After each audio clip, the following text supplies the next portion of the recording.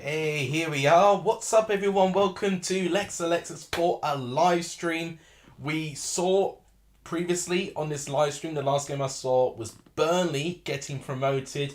Are we potentially going to see Sheffield United being mainly mathematically promoted tonight? That will happen if Luton and Middlesbrough draw today. Both are already confirmed for the playoffs, but both would still think it's mathematically possible to still get that second place of Sheffield United. Personally, as an outsider, I don't see it.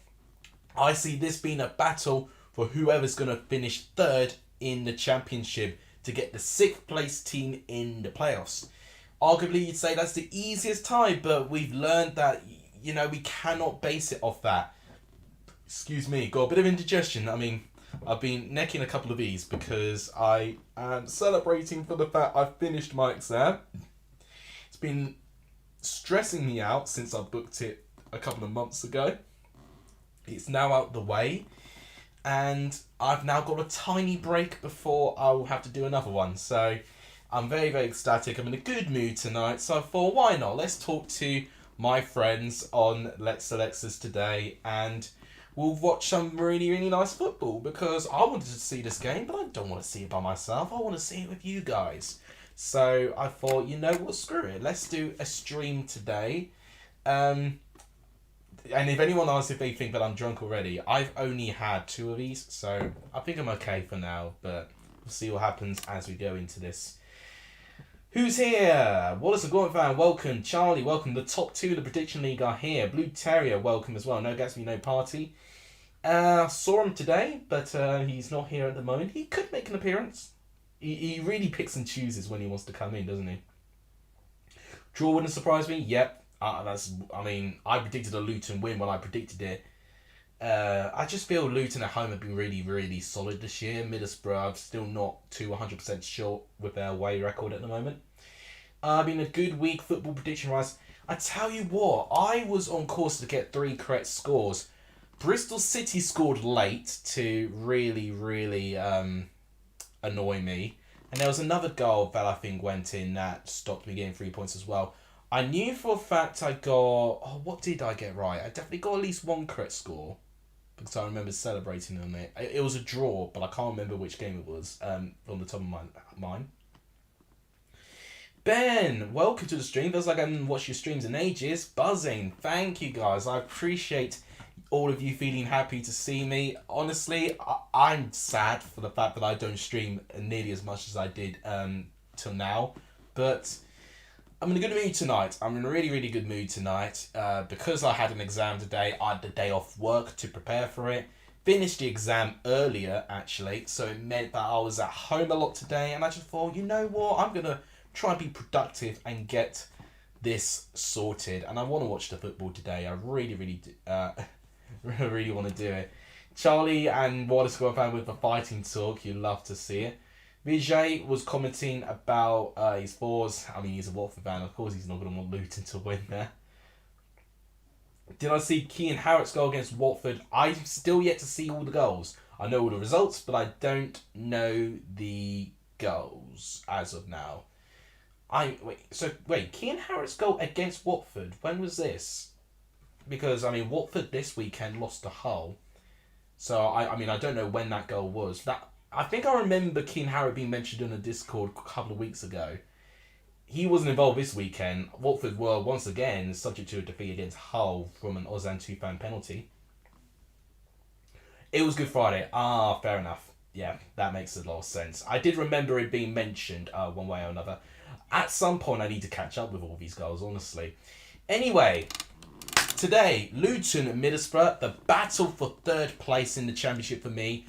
But if they want some incentive, they'll want to say, we've still got a chance to get and catch up with Sheffield United if they win today, which they could use, but I've got to be honest, I think this is going to be a very cagey game. I don't think we're going to see a lot between them. This could be a good teaser of what we might get within the playoffs. Blue Terrier quoting Neil Warnock, love to see it. Because I didn't do my review, it'll be a good time for me to briefly talk through my reaction to what on earth went on this weekend. I was studying, obviously I was hearing results as they went, So we'll do all of that. I've also got to remind myself, really got to remind myself to make sure that I release a community post regarding midweek predictions. Anyway, let's see if capture's going to work. It's not at the moment. Please tell me it works here. Oh, brilliant. Okay, that wasn't so bad. Right, so Luton Middlesbrough tonight. It is Rob Edwards versus Michael Carrick, two young upcoming managers. Rob Edwards rising from Forest Green and the success he had there. And he's had a bit of a turbulent season. Started off at Watford and we weren't too sure with him. Well, Watford fans at least weren't too sure. They'll probably be praying for him to come back now at this point. And Middlesbrough obviously started off incredibly poorly with Chris Wilder. Now with Michael Carrick at the helm, they have turned into a brand new side in a good way. Lineups are as follows. Luton have got Horvath, Lockyer, Bradley, Amari Bell, Drame, Marvelous Lakamba, former Watford player there, Petty Rodigan Panzu, Alfie Doughty, who's pretty much been to almost every championship club at this point, Alan Campbell, Carlton Morris, and Elijah Adebayo. So a good core of that squad are still players that have been through Luton Town thick and thin, which is incredibly inspiring to see. Middlesbrough's team is as follows here. You've got Zach Steffen, Dijksteel, Bola, Lenny Ham, and Ryan Giles. John Howson, Alex Moat as the double midfield pivot. You've got a front four of Matt Crooks, Bar Laser, and Isaiah Jones. Isaiah Jones, I've not seen him start so much, so I'm interested to see how he does. And Bar Laser starting as well is a very interesting choice by Carrick there. And Cameron Archer, of course, he's going to start Cameron Archer. But where is Chuba Akpom? Is he injured? He's on the bench. There's no Chuba Akpom in the squad. Okay, then. Interesting from Michael Carrick here. We'll see if that pays off. Did Akpom pick an injury recently that I'm not aware of? Potentially. A lot of these times I'm not aware of so many of the teams at this point. I'm not as knowledgeable as I was, really. Which is a shame, really, and that's why I've made a quick, swift decision that I'm no longer going to be a big representative of the championship community when I've got so much stuff to do. Anyway, if we go through all the results in the championship, this game really annoyed me because I predicted 1-1. It ended 2-1 Bristol City. I mean, fair play Bristol City. They got the win. Tony Conway took the lead. Jordan Hugo equalising on the spot, but Andre Weimann in the 91st minute managing to make it 2-1 to Bristol City. Stats-wise, looks like Bristol City edged it in all accounts. 9 shots to 7, 5 shots to 3. So not a bad performance by Rotherham by any means on creating chances. There's been times where Rotherham barely had any shots on goal. But to be fair, I think it was actually quite a close encounter. So whilst it's a defeat for Rotherham and they're not quite safe yet, I think they are in a strong position. Win their game in hand midweek against Cardiff, which obviously controversial for how it got to that way, but we don't need to go and talk about that. Birmingham Blackpool, huge win for 23rd place Blackpool. It keeps their championship status alive for another week. Only 3 points, only 3 points, I beg your pardon, behind 21st place Huddersfield, but Huddersfield do have a game in hand. That game in hand, though, is against Sheffield United. So, not a straightforward game for Huddersfield there. So, let's imagine it's a 3-point gap. Obviously, Wigan have got a 4-point gap, so it's going to be harder for them. So, if we go to stats there, the goal scorer, who was the goal scorer? It was Ian Pervader, wasn't it, if I remember right? Yeah, Ian Pervader with the only goal in that game. 16 shots to 12, 7 shots to 4 there, 6 shots on off target to 2 there. Incredible again from Blackpool managing to get the point there. I mean, to be fair, by the looks of things, both sides were actually quite open, but it looked like that Birmingham did create a lot, but they just weren't taking their chances. Obviously, Birmingham are now at the stage where they're safe, so the stakes are not that high now. Blackpool, however, the stakes are very high, and that is a crucial win on their part there. I just always have to check that my microphone's on, because I remember when I did this last time and the mic cut out, but it's still working. Huge win for Coventry. That's the game I correctly predicted, 2-1, because I remember predicting 2-1 for this. Matt even commented on that video as well, which is incredible. Anyway, so Coventry looked like they just edged it, but once again, it wasn't one-sided by any means. It was a very, very close encounter there. You've got a Matt Godden opening goal with a Lucas Jow equaliser just at the start of the second half. But look at that bounce back ability there. 3 minutes later, you get Gustavo Hamer making it 2-1 with Gustavo Hamer getting that goal. And that put Coventry briefly fifth. Then, no, they're still fifth. I beg your pardon. They would have fallen down to sixth had West Brom beaten Sunderland, but they didn't. So Coventry still fifth, best of the rest. But look how close it is there. 66 all the way down to 60. I think Norwich are not getting into the top six. I'm going to be honest. But I think from Preston upwards, you've got all these teams that can enter the top six if results go their way. Cardiff Stoke, I predicted 2-1 Cardiff, I think. So I think I got this slightly wrong. It was frustrating that we didn't get another goal there. And obviously, sorry, Cabba missed from the spot as well, which was very disappointing for me as well. So that could have given me 3 points. Watchalong taking the lead. Sorry, Cabba equalising. And sorry, Cabba, what an incredible season and impact he's had since he's joined Cardiff in January. He's been a really big part of Cardiff being where they are. So Cardiff are on 46. They're not safe, I would say, yeah. Still only 3 points ahead of Reading. Reading have obviously got 1 game less than Cardiff. Cardiff have got that game in hand, of course, against Rotherham, which they were winning before it was called off as well. So, incredibly, Cardiff still within it, but I think this is not a too bad point for them there. Probably disappointed they didn't get 3. Wigan pick up a crucial win against Millwall, and Millwall are really struggling. Look at this, 3 defeats in their last 4. And on goal difference now, they're out of the top 6, having played the same amount of games as Coventry and Sunderland. And Blackburn with the same amount of points, with a game in hand. I know it's against Burnley, but even so, that is shocking for Millwall. They're having a collapse at the worst possible time this season. The fair play to Wigan, they kept their championship hopes alive. Will Keane with the opening goal, Saville with a bit of quality, Bradshaw and Callum Stiles getting involved in that goal there. But Theo Asgard making it 2-1, who's really had a quiet season with goals. And Callum Lang with the assist as well, another player who's not had too much of an impact in the championship, but all of a sudden coming alive here. Big moment for Wigan there. It gives them a chance to survive. Let's just look at comments quickly. Darraj, welcome to the stream. 9 viewers here. Everyone, make sure that you smash the like button if you've not done so. It's amazing. Make sure you say hi to all of you. I will be looking at comments a little bit more whilst I go through my reaction to all of the games. Very, very briefly at least there. Darraj, welcome to the stream indeed. Hull versus Watford. Watford again just continuing to be a shadow of the team that they were for what we expected them to be.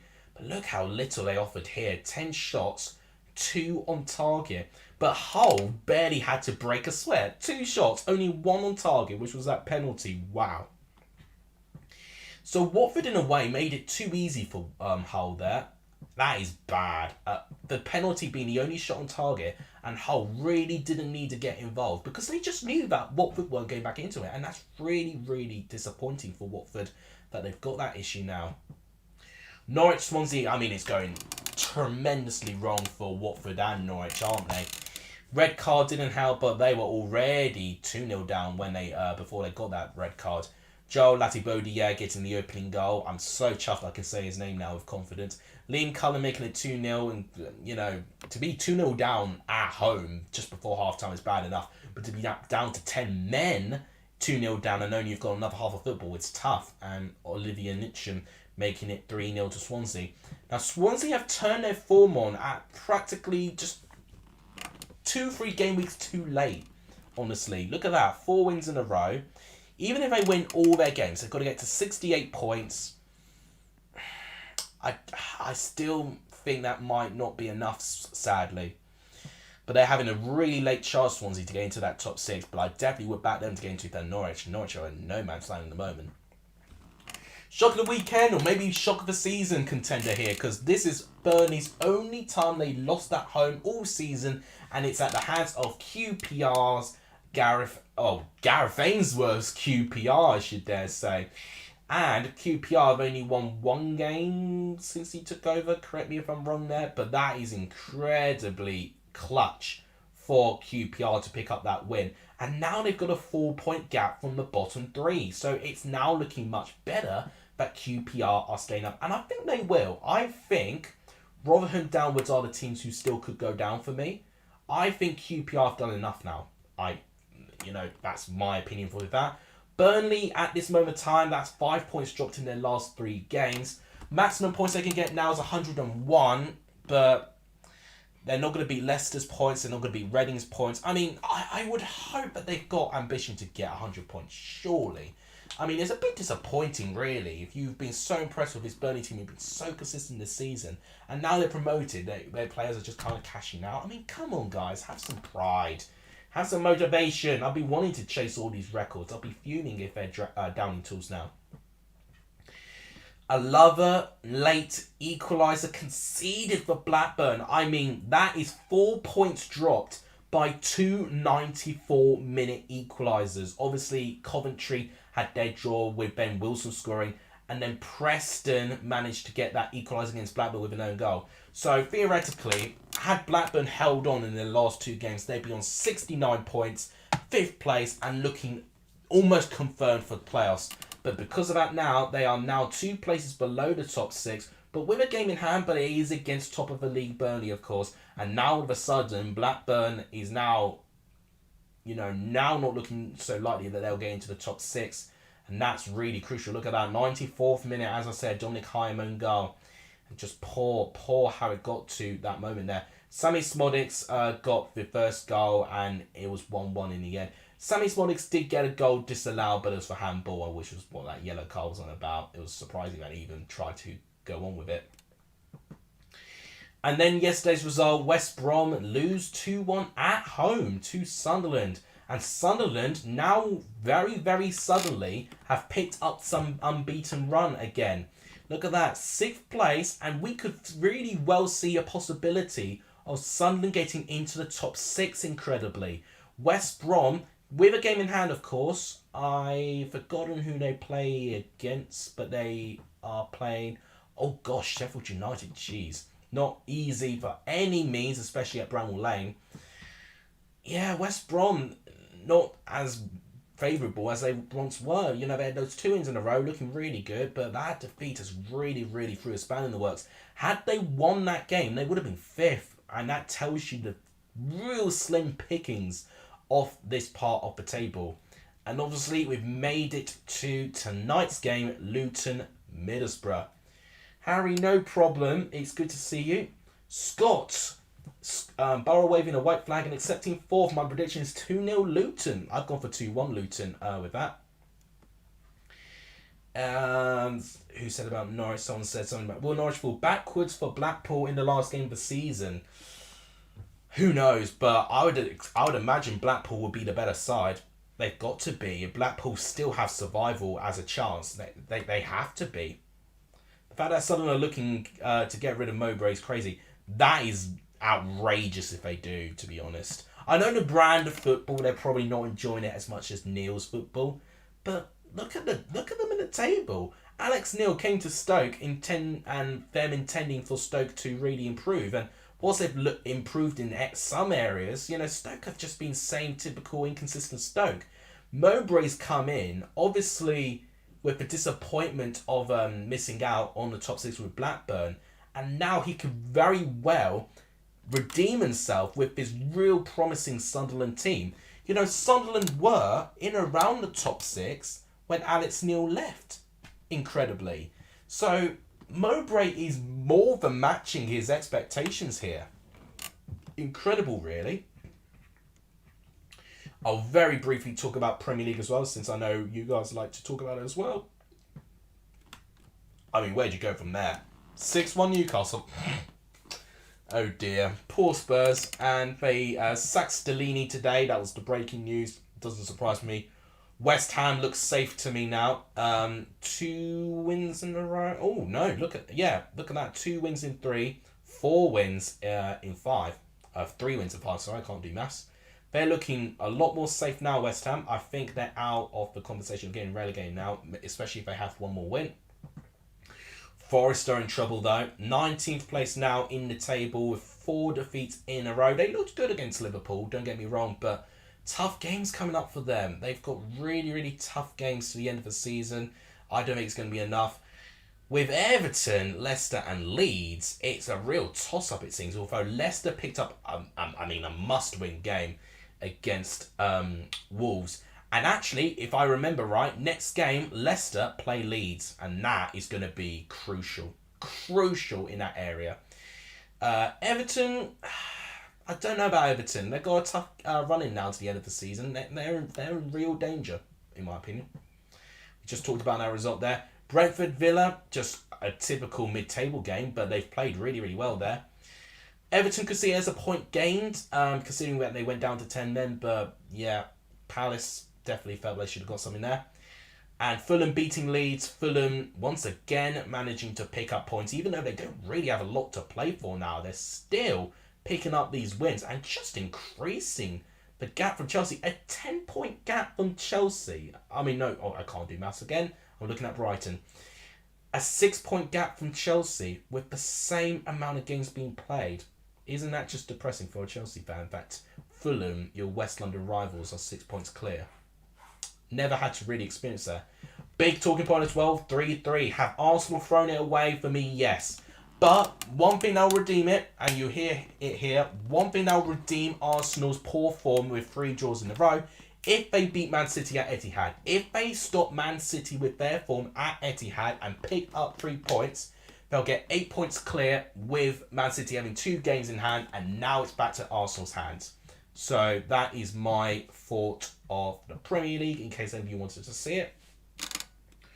Charlie thinks Leeds are going down. You thinking they'll finish 18th? Because I do think Southampton are down, despite playing quite well, actually.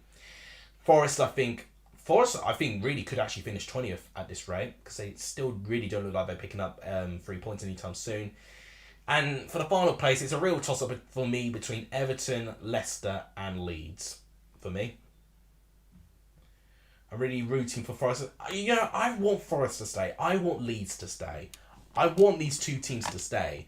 They've got a real enriched history, and I would dare say Everton really should be staying as well with that history as well. But it really does feel like we'll lose 1, if not 2 of them, which is a shame, really. I'll look at match day 45 fixtures now, Dalraj, and I'm going to quickly talk about League One after that as well, because some big moments happened there as well. So midweek games that we've got Blackburn, Burnley, Sheffield United, West Brom, and Rotherham, Cardiff. Those are the 3 games that we've got in midweek, and I think that's the last set of midweek games that we need. On that note, I lied, because Sheffield United have got a midweek game against Huddersfield.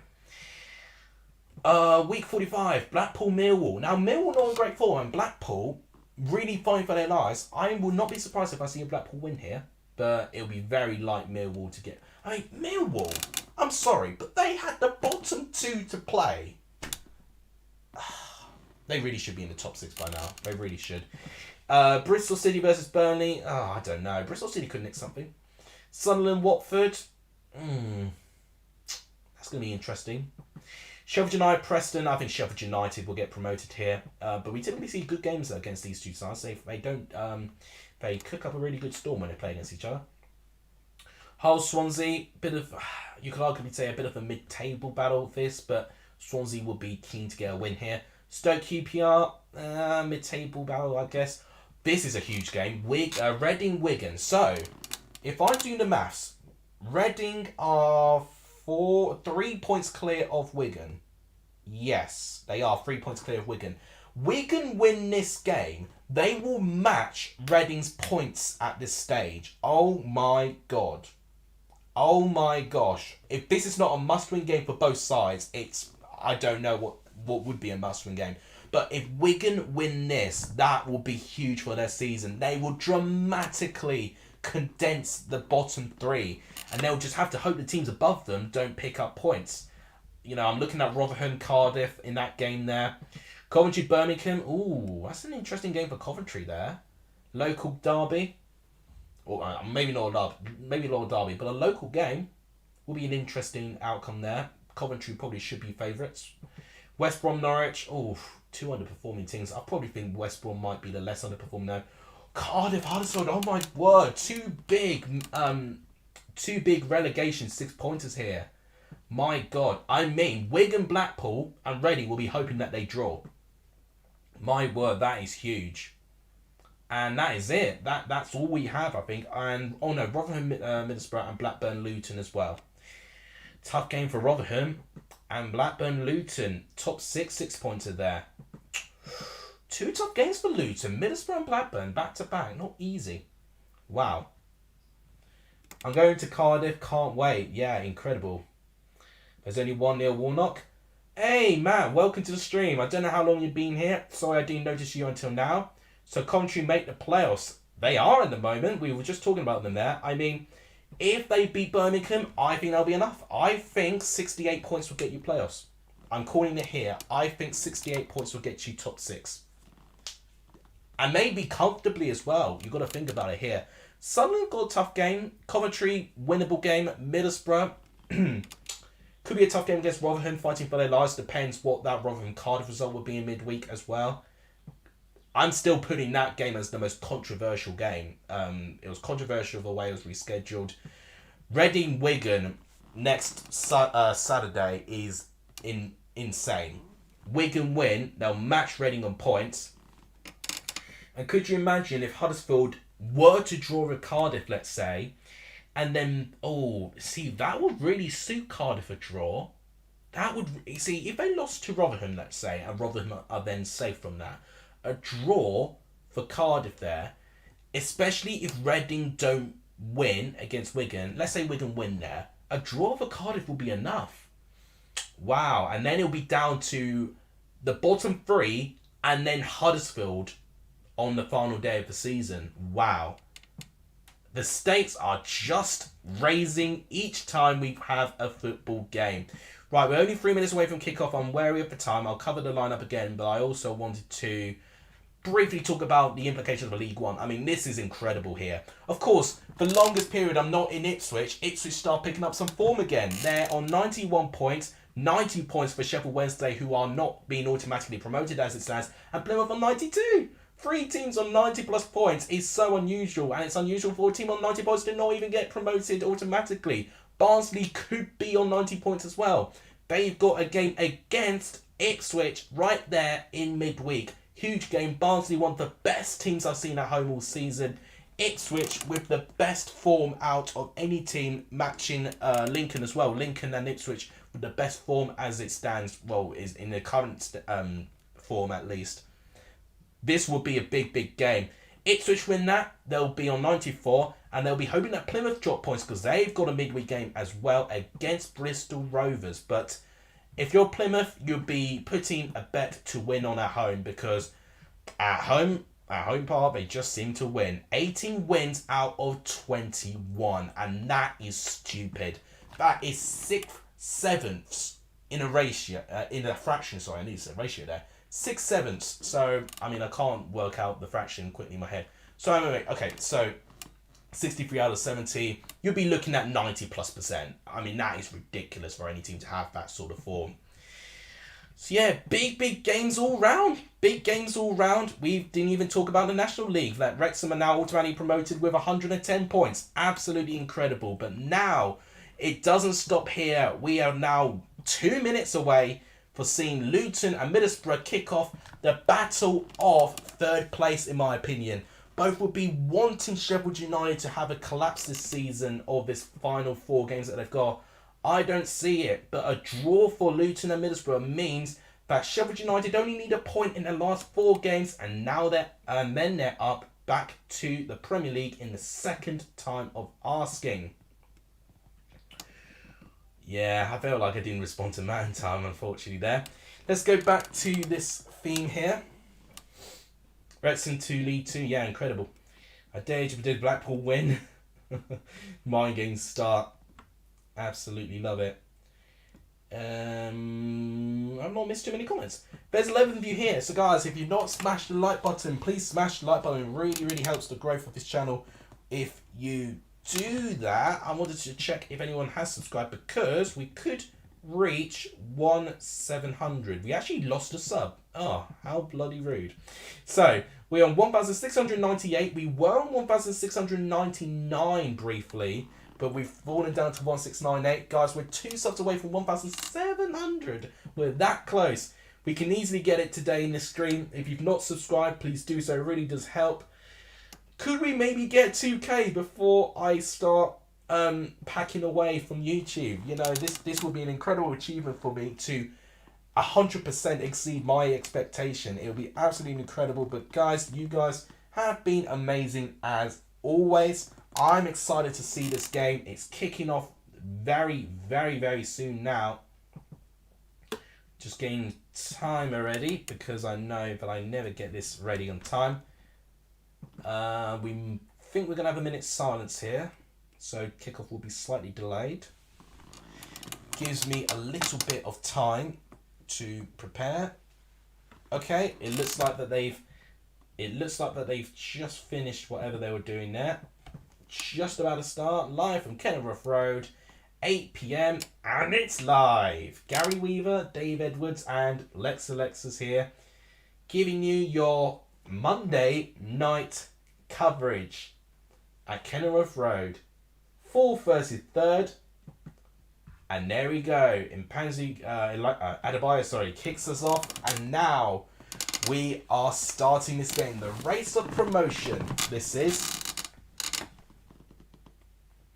You're only leaving YouTube so we don't see Babyface Alex. Well, no, it's down to you guys. If you can, 2,000 subs and you see Babyface Alex. Simple as that.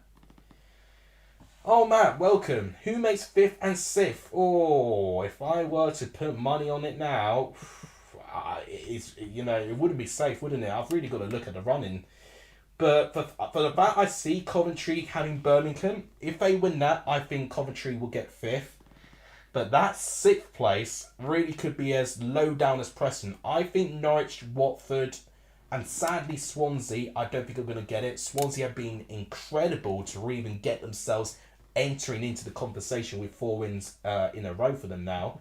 But I don't know. I'm going to look at the final couple of games from 6th to 10th, and then I'll give you my decision. So, Sunderland, with their final 2, I just talked about with Sunderland, if I remember right. I mean, I can't see. I'm blind as a bat right now. I can't see the games. Right, so they got Watford at Stadium of Light. I would probably expect them to pick up something here. That means they must have an away game. Preston, oh my word, that's going to be a huge game. And it's nil derby, and that really could be a difference there within the top 6 there. You've got a 6-pointer on the final day of the season. Absolutely intense. So Millwall got Blackpool, I know for a fact, but knowing Millwall, how much they're struggling to find the ball in the back of the net, they'll struggle. And Blackburn, they play on the final day. So it seems that a lot of the top 6 are playing against each other. Or at least the competitors chasing for the top 6 are playing against each other on the final day. It really could go as far as that. So Blackburn have got 3 games, but as I said, they've got Burnley, which depends what version of Burnley we'll get. Maybe Burnley will be up for this, knowing that they can be champions against their local rivals there. But they got Luton, Blackburn, and Mills, so that's 3 really tough games for Blackburn. So I might rule them out, unless they pick up a good result against one of them. And West Brom and Preston, probably the last 2 I'd consider. West Brom have got 3 games, but West Brom got Sheffield United in midweek, which is really, really tricky for them. Excuse me. And they got Norwich and Swansea. Oh my word. West Brom with some tough games too. Preston, obviously Sunderland, final day could be big. And Sheffield United as their penultimate game as well. You are going to be saying Mill have got the best games, but okay, Coventry 5th. And I'm actually going to say Sunderland 6th. I think Sunderland will stay in that position. I really think so. I think if Sunderland beat Watford, which I think they could, that might just do it. Millwall, I think, will just continue to drop points. Blackburn winless, on a winless run at the moment. West Brom could sneak in if they get something against Norwich, but Sheffield United's really, really tough for them there. Preston, Sheffield United is tough, and Sunderland will be tough as well. So, yeah, I think I'll go for that. So, we're 3 minutes in, and there's been a lot of ping pong going around at the moment, which is why I've not already been commentating at the moment. But Isaiah Jones back in the squad. Interesting, rubs the ball there. Squares it, and Ethan Horvath collects. I've not seen too much of Isaiah Jones in his second part of the season. He was very prominent. He was like a starter for Middlesbrough when Chris Wilder was around, but he's definitely changed the way that he's played since Carrick's come in. You know, a little bit more advanced in the way that he plays. Very tenacious game we're seeing here. Lots of both teams actually going back and forth quite well. Both teams showing good quality of passing as well, but both teams both pressing quite well as well. So it feels to me that both teams are up for it, which is encouraging. Chuba Akpom on the bench is the big moment that I saw in that lineup from Michael Carrick. He's not starting despite being the championship top goal scorer of the season. It's actually Cameron Archer who's leading the line for Middlesbrough currently. You've seen Burnley getting investigated. I knew they had something with their auditors because they changed auditors. Basically, they didn't get those audited accounts in time of the year end. Are they being investigated for FFP? I mean, it's not going to stop them getting promoted, but it just means they may get some implications if they get into Premier League, really. Sunderland and Preston. Oh, okay, so what's it going by? It says Sunderland and Preston to get into the top 6? Wow. And Coventry to drop out. Incredible. Shot. Oh, first shot on the game, and it's high and wide of target. It falls to Middlesbrough. Some good play by Matt Crooks to form the pass in. It's not the best of clearances by Lockyer, and it's Mark Bowler with the shot, and it's high and wide. Not great. Going to be having a couple of these today because I had an exam today, which I'm buzzing about because it was actually an exam, but I didn't sit down for what the hell is this. So I'm taking pride that it's now out of the way. I've spent about a month, maybe 2 months actually, preparing for it, and it's gone quite well. So really, really happy I am. So that's why I'm streaming today. Oh, it's warm. That's disappointing. Nothing beats a cold beer. If you know, you know. Fancy sharing? Well, how much? Honey down, welcome to the stream. Good to see all of you here. Honestly, it felt like it's felt like to me that we've got a lot of great people here, which I'm really, really liking. I like that you've got your own catchphrase as well. Minton. Love it. Middlesbrough currently on the ball. Howson. So it's gone to Crooks. There's Isaiah Jones. Back in Middlesbrough's half here. There's Ryan Giles. And it's given away. And that's Middlesbrough throwing. We've not, well, we've apart from Mark Bowler's shot, we've had nothing in terms of shots towards goal. It's been very middle of the park, this game in the moment, which I gone to expect. You know, these are two teams that are going to get used to each other. Eventually, one team will tire, open up some spaces, and the team will capitalise. All right, Blue Terrier. One problem I've got with trolling him after that Spurs game. I'm in no right to troll right now because have you seen Chelsea this season? Not a chance. The glorious moment about that, it was that not only it was against Zagreb and it was embarrassing at the time, but Chelsea in that same season, you know, went on to win the Champions League. You've got to understand the implications behind it, because right now I'd be a hypocrite if I was trolling him with that result right now. You know, we lost 4-1 to Brighton, I think, this season. We were smashed 4-0 by Manchester City. We've lost big games as well. So I'm in no right to even get involved. Oh, that's a gorgeous ball by Cody Dramere. Where did that come from? Petty Rodigan Banzu, and it's off. Goal kick. Am I right thinking the draw means that Luton and Borough are guaranteed to only be in the playoffs? Yeah, I mean, because technically Luton can still catch up with Sheffield United, but they can only match Sheffield United's current points.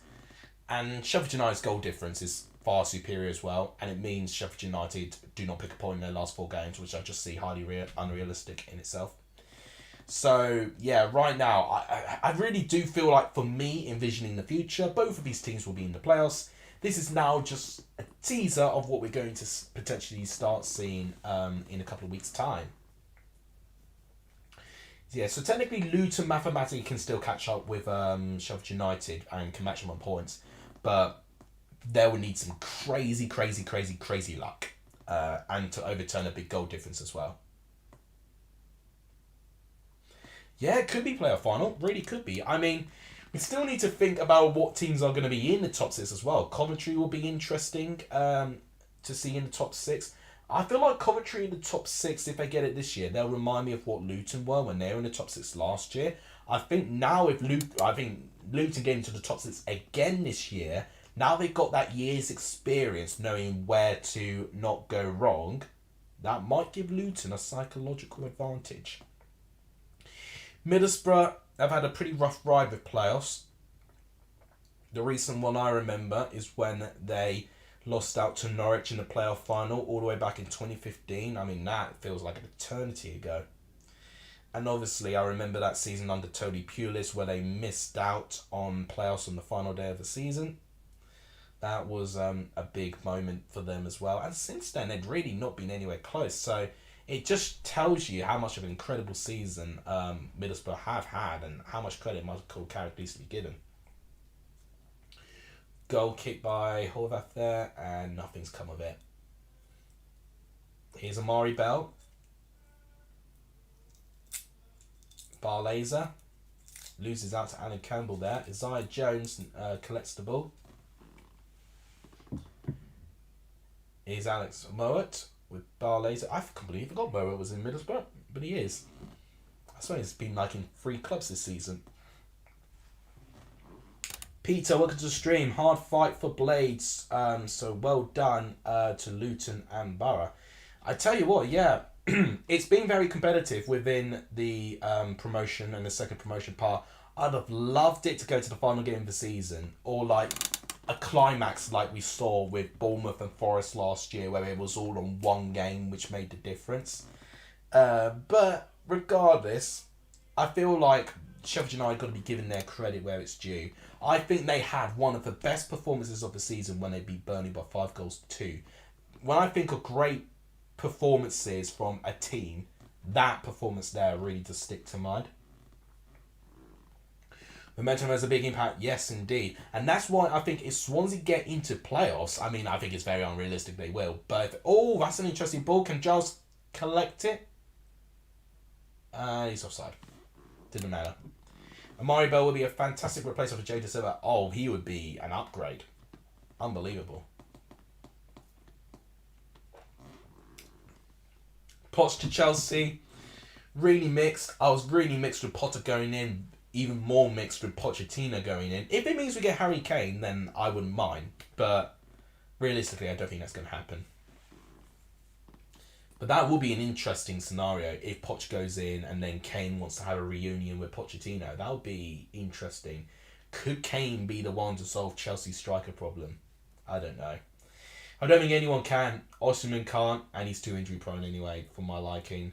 I don't know who can. I don't know if anyone can fix Chelsea's striker problems at the moment. Long going on the ball there, and it's come to nothing as well. A lot of teams have been stranded offside, so defensively both have been set up quite well at the moment, but both teams not finding that final ball to really start creating these chances. Both teams have looked very well prepared so far. And both teams just kind of easing into it as well. You know, normally what we see with some teams up for it, they huff and puff, and if they don't get anything within the first 30 or so minutes, they start opening up and get some space. It was a common problem I saw, especially with Leeds, with Marcelo Bielsa. They really pepper the opposition, and then when they fatigue, they just open up, and then it becomes like a cricket score when that happens. Glimpse says, in our last 8 home, we've kept 7 clean sheets. I'm excited for next season. Hull are a team that definitely Had expectations changed halfway through the season, I would agree on that. But for next year, I think it's an interesting project there. You know, I feel like Liam Rosenior still got a lot to prove with him being a championship manager at least. But he's definitely improved this whole City side. And I think give him a summer transfer window, it'll be very interesting to see what sort of impact he has. I just hope that the board have a plan. You know, even if it doesn't go down well, they need to have a backup plan. Because I really do think they almost put all their eggs in one basket with Shota Avaladze, and I think they just didn't expect the plan to go horribly wrong as it did. They really need to be, what's the right word? Oh, that's interesting ball. Oh, Horvath against Archer, and Horvath gets ahead of him. Suddenly, we saw a bit of a moment, and he just came for a long hoofing goal kick. That's how easy it can get to create a chance, and if your strikers are on it. Honestly, Cameron Archer might actually do a good job for Chelsea right now. Seriously. It's costed Chelsea 20 million per goal. Oh my word. Don't even remind me. Oh, it's just depressing hearing all their stats. You know what? I said it from my... since Potter left and Lampard was in, I said we won't hit 50 points. And right now, we need 11 points in our last 7 games to get to 50 points. I mean, when we were just laughing at Man United last season, they had 58 points. Chelsea cannot get that right now. We need 18 points to get that. We need to win 6 of our last 7 for Chelsea to even match it. That's so depressing. So, yeah, the less to talk about Chelsea, the better mood I'll be, basically. But this is not about Chelsea. This is supposed to be in a more superior competitive championship where we see 4th versus 3rd. And basically, the winner of this game, I think, will get 3rd place. I knew someone commented, I don't remember who it was, but someone commented on my video basically saying, you think Middlesbrough will finish above Luton now, lol, or something like that. And I'm thinking, well, I know they play against each other. Let's just not get into those conclusions yet. Because Middlesbrough win this, then they are huge favourites for 3rd place for me. You know, Middlesbrough got Rotherham to play, and they've got Preston. The final, not Preston. Elijah Adebayo with the first shot on goal. It was a balloon shot, though, and an easy catch for Zach Steffen. Oh, don't even remind me about Tuchel. I'm really sad. It's poor boy Giles. He doesn't get anywhere near, and it's twice that he gets robbed off the ball by Elijah Adebayo. So, not the best of defending by Ryan Giles, but a bit lucky for Middlesbrough's part. Adebayo doesn't get a great connection onto the ball. It's a balloon shot, and it's just catching practice for Zach Steffen. Oh, Cameron Archer finding space, but his touch is poor. And Kode Drame with some really, really good defending there, stopping Cameron Archer, managed to get ahead. Archer concedes a foul, it's a free kick to Luton. I mean, this is how easy it was. I think he may have been offside as well. I think that might have been Moat with the delivery. Very interesting that they're not really threading too many passes down the wings, which we typically see for Middlesbrough. They're going a bit more centrally this time. They play more of the direct long ball. Being a little bit direct, almost playing against Luton's style of play, which is interesting. Luton playing out from the back at the moment, which is something I never thought I'd really see, but... Oh, okay, and that's why they don't do it so much. It's Impansu who just passes it to the invisible man. It's now thrown to Middlesbrough. Middlesbrough now playing out from the back. Steffen. Bowler. That's an interesting ball to find Isaiah Jones. That's some space. Matt Crooks just over the goal. Oh, he shouldn't have taken it first time, Matt Crooks. He had so much room. I thought this could have been a moment there. All of a sudden they break. Mark Bowler with a terrific ball finds Isaiah Jones on the right-hand side. And look at the space that Matt Crooks has. Runs at it. Even if he takes a touch, he would just definitely just compose himself, get to the right posture, and take it low down a corner. And that really could have been an opening for Middlesbrough there. What would I do if Chelsea got relegated? Well, I'd have mixed feelings. Well, no, I'd have very negative feelings. What am I kidding? I've got to thank Tuchel for 10 points pretty much, because 29 points only gets you 2 points above the relegation zone, which is very, very sad. In fact, no, 1 point above the relegation zone. Jesus Christ. It says, Watchalong fans said impossible, but just bearing in mind, Sushu at the start of the season gave us 10 points. Take those 10 points away, we'd be on 29 points. Incredible. So we have been in relegation form from middle September onwards. It's embarrassing. It's Chelsea's lowest position since the first Premier League season. Yeah, that would be about right. It probably would be the lowest points total as well. I will need to look at the points total record, but it really is poor. Carlton Morris not happy with that decision, so it was a head-to-head between Morris and Dychdale, and Middlesbrough won a free kick. It may be Dychdale that actually got the ball to Isaiah Jones, actually. Carlton Morris looking a bit frustrated. Adebayo, Archer. You see, all the strikers have had the fewest touches, which tells you a lot for what I've been saying, that it's been a lot of the middle of the patch. Poch will be sat within 2 months. I mean, look how unpopular. Yeah, they want a corner, but it's a goal kick. Look how unpopular Benitez was when, we got him from formerly managing Liverpool. These managers that we get, normally they're managers that have never managed in the Prem before. But now all of a sudden, a lot of teams have actually taken our former managers to take Premier League jobs and have made them better as well. And now, if we're kind of doing the opposite of that, where we're getting a former Premier League manager, a former rival as well.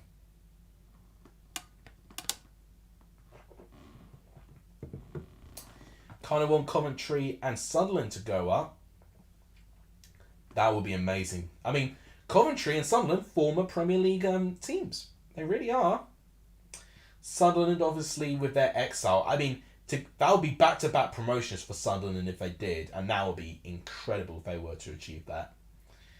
And obviously, if we're talking about Coventry, they only had one season in the Prem, so it'll be intriguing to see them again. Lowest since Division 2 in 74-75. Oh my gosh. It's a shame that Sunderland let Explosion going this season. Well, you wonder why. 20 minutes in, and it's definitely been a close game. I think the best opening chance we had was from Matt Crooks, where I think he should have done better in that position. And other than that, it's really been a competitive game. I'll give it that. Can definitely see the quality of both these teams.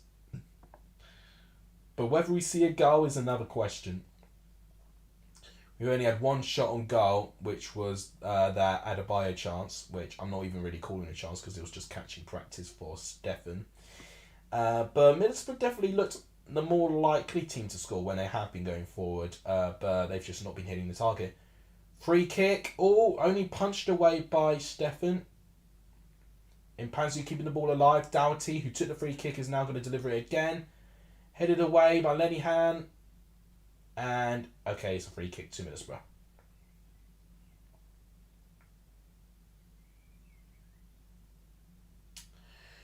"22 minutes, and still 0-0 at the moment.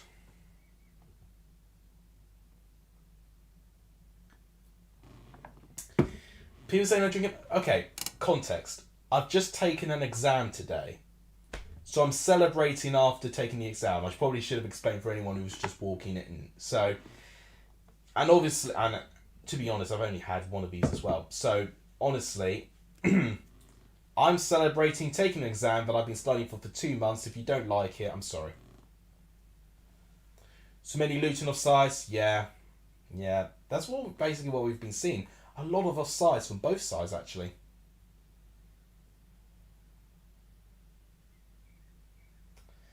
Yeah, Harry, just ringing in all the stats to say how bad Chelsea have been this season. It's really, really sad. That's an interesting ball. Bowler wants to continue on the play. Chat's going 2-1 Luton, which was my prediction as well, actually. And it's a free kick Luton.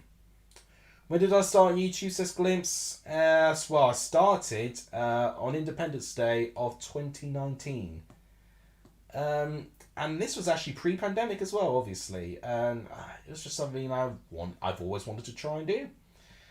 I remember when I got 100 subscribers, and it was actually during the pandemic when I got it. I can't remember the exact date, but I made a whole montage of it, and that was back in the days where all this could be a chance. Oh, just the final touch for Middlesbrough is what's laying them down here. They're getting some good openings, and their passages of play are looking really ingenious at times.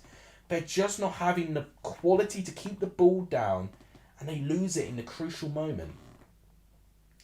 Yeah, back in the days where we had so much time. That's a good bit of play. Matt Crooks. Dyche deal, and it's tackled by Alan Campbell. Free kick Luton. Huddersfield have shown interest in Ian Ever as Warnock's replacement. Now that is interesting, especially if Bolton don't get promoted. They're currently in the top 6, Bolton, and they are looking quite favourable for it at the moment.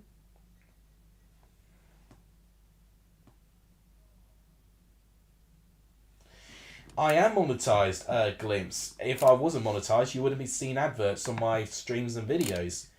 But I do have to be quite careful sometimes because my intro music has now started getting copyrighted, which I've never had that issue before. But now I'm actually consistently getting over 500 views a video. It's now getting noticed. Oh, and Adebayo with a bit of an opening. Good defending by Lenihan with that block. Wow. I was actually supposed to monetize the stream, which I forgot to do since you've just reminded me. Thank you for 1,700 subs, by the way. I think we must have achieved it ages ago, but I didn't say anything on it. Oh, Luton with a bit of an opening there. Lenihan defending it away. Head-to-head collision there. Crooks is down, and it's going to be a free kick to Middlesbrough. Yeah, Luton not happy with that, but it's a head injury by the looks of things. Hopefully Matt Crooks is okay. Whilst that's going on, let me know your thoughts of the game in the live chat. I will be getting up the stats in a minute. How close are Luton? Well, they had openings, but once again, the final ball is just not quite there. And to be fair, I think both teams have defended quite well, to be fair. They really, really have, which tells you the little amount of shots we've had on goal. So, let's look at stats here. As you see, very little to talk about. 2 shots to 1. Only 1 on target, which was that Adebayo balloon shot. 2 shots off target, 5 offside. Look at that. A lot of offsides for Luton Town. Which Charlie correctly observed there. Just a lot of them there. Long direct ball there. All cross comes in. Lenihan defends it. Cody Drummond has been really heavily involved for Luton today. I'm really pleased for him, to be fair, because I knew he was a good player when I saw him at Leeds and Cardiff, but now I'm seeing him getting the impact that I expected him to get.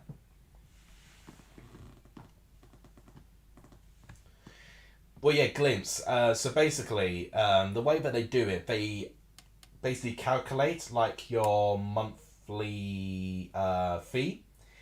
And you have to exceed a threshold to actually get a payment from it. And Charlie would know enough about it because he's always like my accountant or my taxpayer knocking on my door saying, how much are you earning? stuff like that. And it's about exceeding that threshold. So when you guys have to study tax, which I don't know if any of you will have to study tax, but potentially in financial terms, some of you will have to study tax soon. You go to thresholds. There's like 3 different levels of thresholds, and depending what income you get from those thresholds is the level of tax you pay at a specific rate.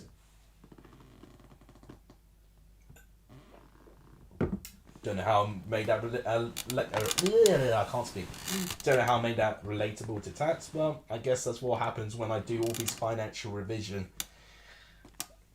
I hope I'm not becoming boring now with that. Game still 0-0, bit of pinball again. Johnny Howson with a good amount of fight there.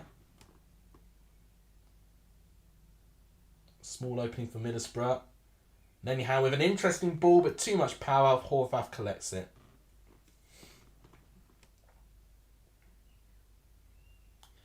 Oh, Jack, save up for that card. You know, when you eventually get that card, tell me about it. or send us a picture or anything. After all the build-up is 0-0. Well, it's one of those things, isn't it? You know, as we saw with Burnley and Middlesbrough, you know, that game took a while to get going. Same's going to be for here. And this is a really crucial game, don't you forget. So, it's no surprise that both teams don't want to lose this. They know if they lose this, there is no chance of them getting promoted. Oh, okay. Cross Morris. Oh, Luton having an opening there. Drame. Lenningham managing to clear it.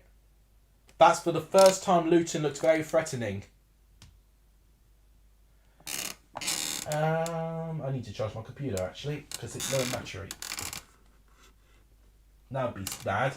My computer actually died on a stream before. It was a Euros game we were watching between Netherlands and Ukraine, and Netherlands scored, and my stream disconnected, which is bad. With that logic, Luton should win. Rob Edwards promoted one team last season. They could do it again this season. There's no doubt in my mind Rob Edwards is a good manager. Whether that means it's promotion every time he manages, you know, that's, you know, not so. I mean, that is some great play. Excuse me. I think that's Marvellous Nakamba with that 1-2 there. If that is so, then my gosh, is he thriving here.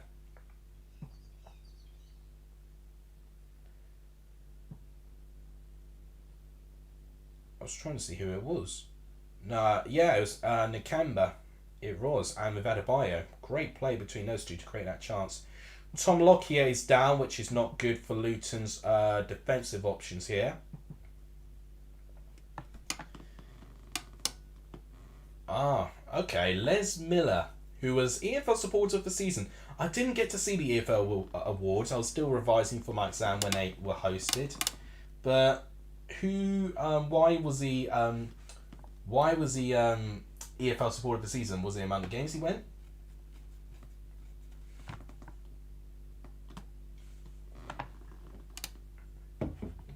Just like Lucky is having treatment with his eye, which is not looking nice. Pinko and 1-0 Middlesbrough, this glimpse. It is looking that way that we're not going to see many goals. And by the way, just in case people ask, yes, this is actual beer. I actually had an exam today, a 2.5-hour exam, which I've been nervously crapping myself about for the past 2 months or so. Oh, just seen why he's in pain. Ow. Oh, that's very unfortunate. Head collision has caused that. Fuad is predicting 3-1 Middlesbrough. Welcome to the stream. Anyone that's new, everyone do give a warm welcome to everyone that's new. We welcome everyone to this channel. Jack, don't even try and get that chant going, because that's just not true. What I need to actually set myself a note for is to make sure I get my midweek predictions out, and you guys have your chance to get your midweek predictions out as well. I will be in an audit class all day tomorrow, but I should remember to do it.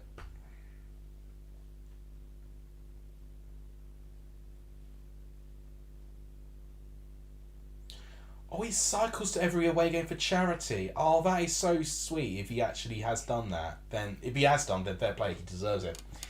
23 viewers here apparently. If you guys have not hit the like button, please do so. It really helps the growth of this channel if you do smash that like button. And if you've not hit the subscribe button, which is that red button that says subscribe, please hit it. It's in the bottom right hand corner of this stream, just in case you didn't know what it looks like. But please hit it if you've not done so, it really helps. We are on exactly 1,700 subs. 300 away from 2,000. We are not far away from getting to 2,000 subs. If anyone's not subscribed, a subscriber now will really, really be a big contribution, and you will be the reason why I could potentially get to that goal. You guys have already been amazing getting me to this stage. It'll be amazing if we do one big push now.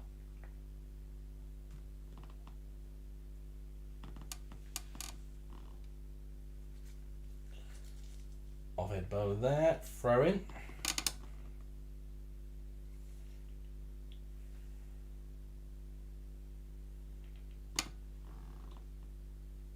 And he's Huddersfield supporters been to every home and away game, and he gets the coach via Huddersfield. Lockie is back on. I'm amazed that Lockie is still playing. He really looks like that he was in so much pain there, but he's managed to soldier on, which is good for him. 12 minutes till half time. 0-0 still. Luton on the attack. Defended and corner. Luton Town. We've not seen many corners. That's one thing I've also noticed. We've not seen many corners. In fact, pretty much none at this moment of time. Let's not spam with Charles, please. Doughty taking the corner. Lockyer. Oh, that was going towards goal. Headed away. But Dyche that was. Adebayo wins it back though. Morris to Adebayo. Well defended by Alex Moa, and it's another caller, Luton. Luton now applying some pressure. I can see Lockie has changed his shirt a little bit. You've got to do your bets for this game. Oh, that's pain.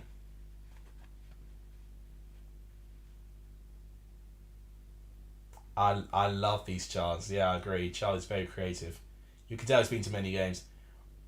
Sorry, Bradley. Oh, nothing's happened. Amari Bell.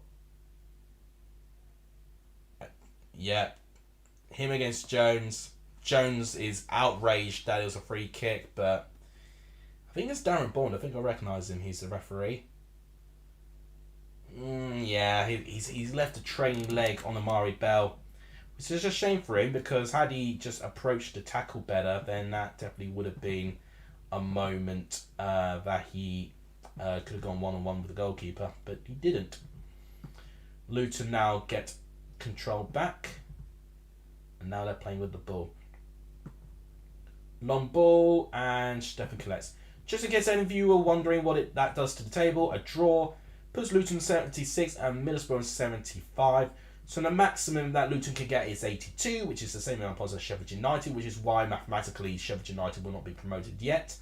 But, excuse me, but Sheffield United would have to lose all their 4 remaining games, which I don't see them doing.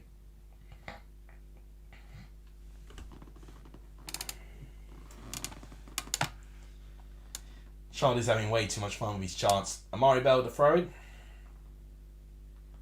Bowler. Crooks. Oh, then booted away by Bradley. I'm really amazed that Luton have carried on so competitively in this championship season with the departure of Nathan Jones. And that has really, really shown to me that Nathan Jones has really put this side in such a pivotal position as it was, and they've really, really stuck with it. I'm really impressed. In fact, they've improved in their position since Rob Edwards has come in. It's incredible, really. Give us a beer. Well, there you go. You got one chink.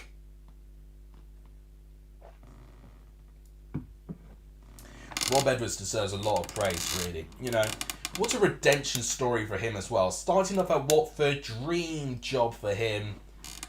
Gets sacked after less than 7 games. Has a bit of time out. Rejoins a championship team in Luton Town, their fierce rivals. He not only continues the work that Nathan Jones has done, but actually enhances it. And unbelievably, he has got Luton once again to be a playoff team in 2 seasons in a row. I know there could be issues if Luton do go out following their stadium capacity and stuff, but let's just actually get them up to the league first. David says up the borough. Come on. Right. It's good we've got a Middlesbrough supporter here. How are you feeling with this game at the moment? I mean, if I'm looking at this game, there's not really been many standout moments. You know, Luton have been offside a lot of the time. Luton have looked quite dangerous a couple of times with the link up between Marvelous Lukamba and Elijah Adebayo. A lot of the time, a long direct ball either by Moat or Howson tries to seek out Cameron Archer, and at times it's worked, but when Middlesbrough go forward, their final touch fails them. Matt Crooks had a big opening, which had he took a touch and then shot probably would have been a goal, but he took it first time and hit it over. So Middlesbrough not looking clinical. Luton in the game, really. That's really all I can describe with Luton at the moment. Wants the Grand fan wants Luton Town to win it. I mean, I don't know if there's a particular reason for that. Oh, Cody Drummett. Here's Carlton Morris, who has barely touched the ball, to be honest, but he's now got the ball for quite an elongated period here. Here's Marvellous Nakamba. What a marvellous name, no pun intended. Cody Drummett with the cross. Oh, Denningham brilliantly defended. They could protect ground sharing. Oh, get out of there. They're not ground sharing if they go up. Oh, Cameron Archer, can he get there? I guess he gets there, hits the field. Oh my god, there's a chance. It's going to be a goal, and he's done it. Cameron Archer makes it 1-0 Middlesbrough. And no offside flag as well. I was saying that the plan was long direct ball, find Cameron Archer. It said it's worked, but Archer did not have the final touch. This time, he got the final touch and he delivered. So it actually came from Cody Drummer's incredible cross, headed away by Denningham there, sorry. Then Matt Crooks, then Bar Laser. Matt Crooks, what a ball that is. Perfectly weighted. And Solly Bradley's not closing down Archer quickly enough there. Archer beats him for pace. Horvath is stuck in no man's land. And Archer gets ahead. Bradley can't do anything. And Archer has an empty net to kick it into. 1-0 Middlesbrough. 40th minute. 5 minutes before half time. And what a moment to get that goal.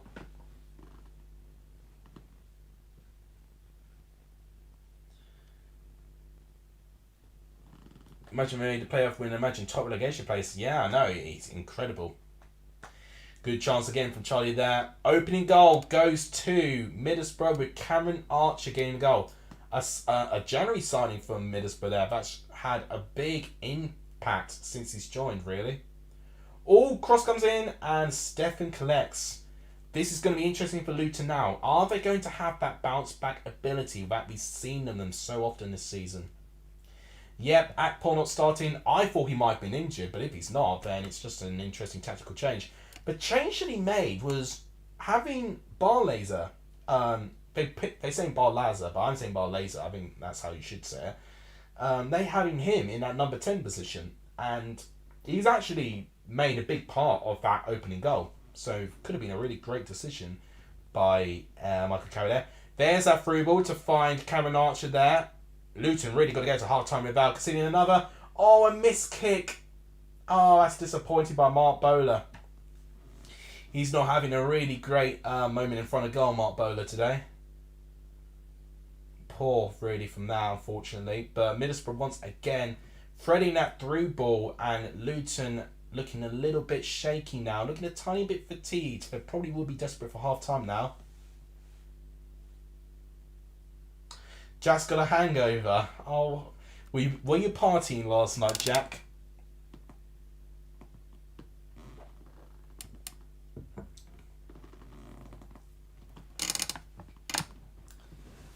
Oh, Charlie's going to enjoy singing top of the prediction league. Well, you've got to get to the end of the season. We've got 28 games left, at least left. Probably 30 games left to predict. And throw in Middlesbrough. 42 minutes, 3 minutes to half time. This is the moment there. So it's Bowler. He did the through ball originally to Archer, but gosh, it was a poor finish by Bowler. Just completely miskicks it. Oh, right. He's saying he's got a hangover there. Oh, right. Right. Okay.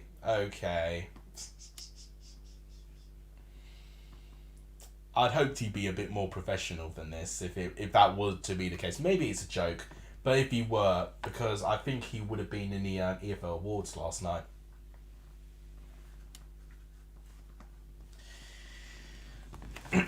So 43rd minute, 1.5 minutes till half time, including stoppage time. Middlesbrough with that opening goal in the game, Cameron Archer. And it was a decision by Michael Carrick to put Cameron Archer as the striker rather than Chuba Akpom. And it's paid dividends big time. Archer just way too good for this level, in my opinion. Really, really good. And can really, if he were to sign to Middlesbrough permanently, and Middlesbrough were to go to the Premier League, I think he'd have a good shot for a Premier League striker. I think he would follow a sort of path to what Ollie Watkins has done. Gatsby is not for sale, Charlie, for the 19,069th time.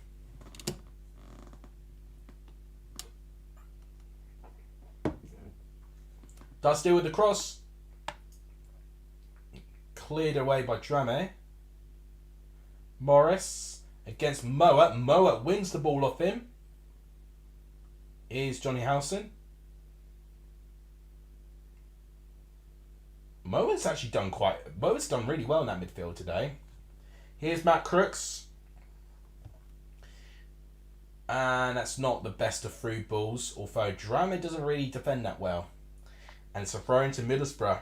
And it's looking more like Middlesbrough are going to get a second rather than Luton equalising at the moment. So something needs to change with Luton going into half-time.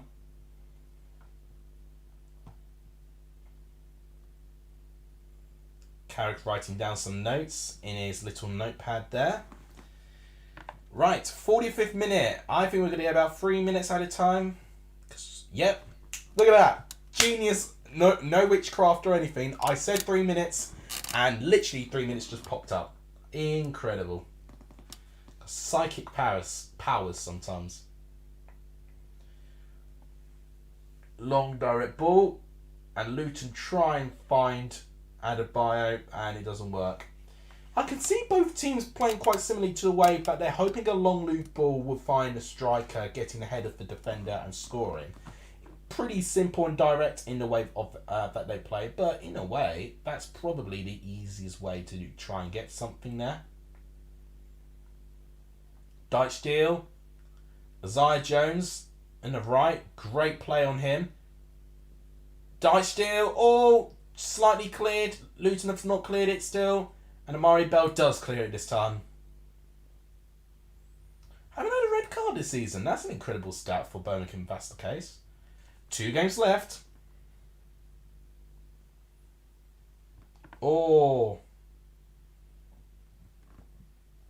That's a throw-in to Luton? Yeah, throw-in Luton. I don't think I'm going to win the Prediction League. Jack will be an interesting candidate for it, depending how he's done.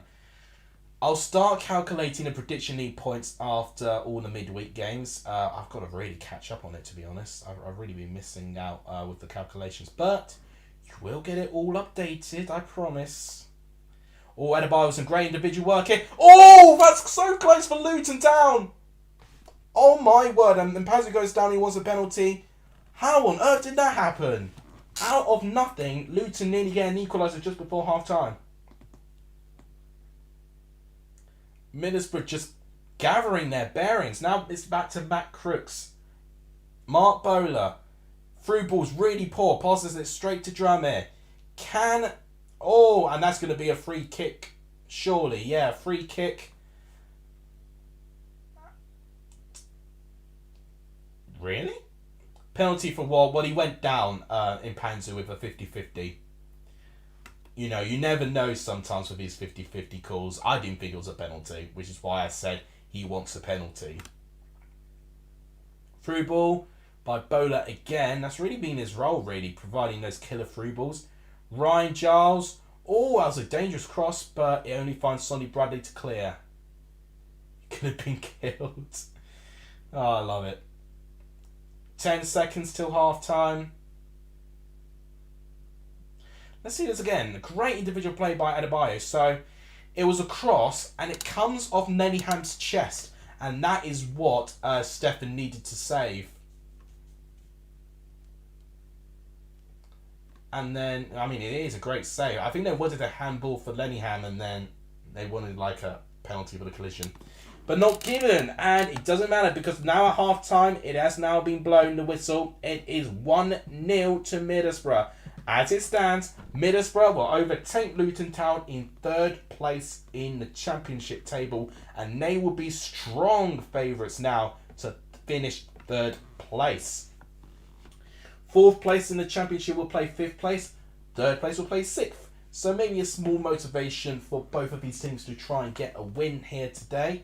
It's Middlesbrough who take advantage from a simple goal per se.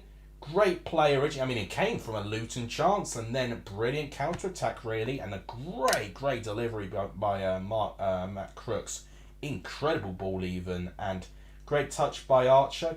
Great individual work on his part to get it past Horvath. And Bradley just doesn't catch Archer. It's too quick for Bradley to keep up with. And Archer's got an empty goal to concede with. And he wouldn't have an easier goal to score. So that is my analysis of the first half. What have you guys made of the game so far? Don't rule this as a Middlesbrough win yet. Yes, of course, Luton can go back into this. They have got a great bounce back ability, picking up loads of points from losing positions. But this will be huge advantage with Middlesbrough. Sorry.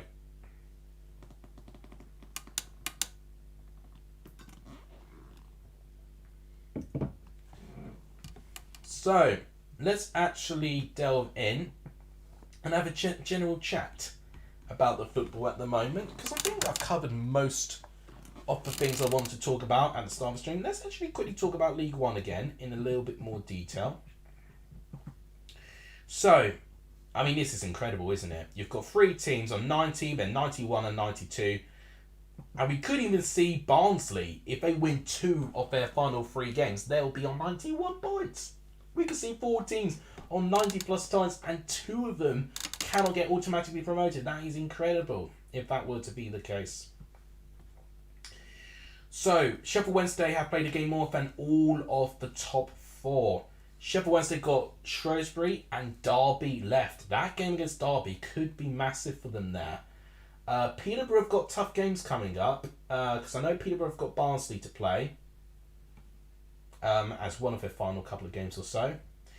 Bolton have got an interesting run in. Ipswich, they've got Barnsley, of course, in midweek. That is the big game. If Barnsley beat Ipswich, then Barnsley would only be 3 points behind Ipswich, and it will actually open the conversation back to them to try and get automatically promoted. So Barnsley really should be going all out to get 3 points here. They know 3 points and their chances of getting automatically promoted are still alive. So yeah, Ipswich got Barnsley, they've got Exeter, and then they've got Fleetwood away to end the season.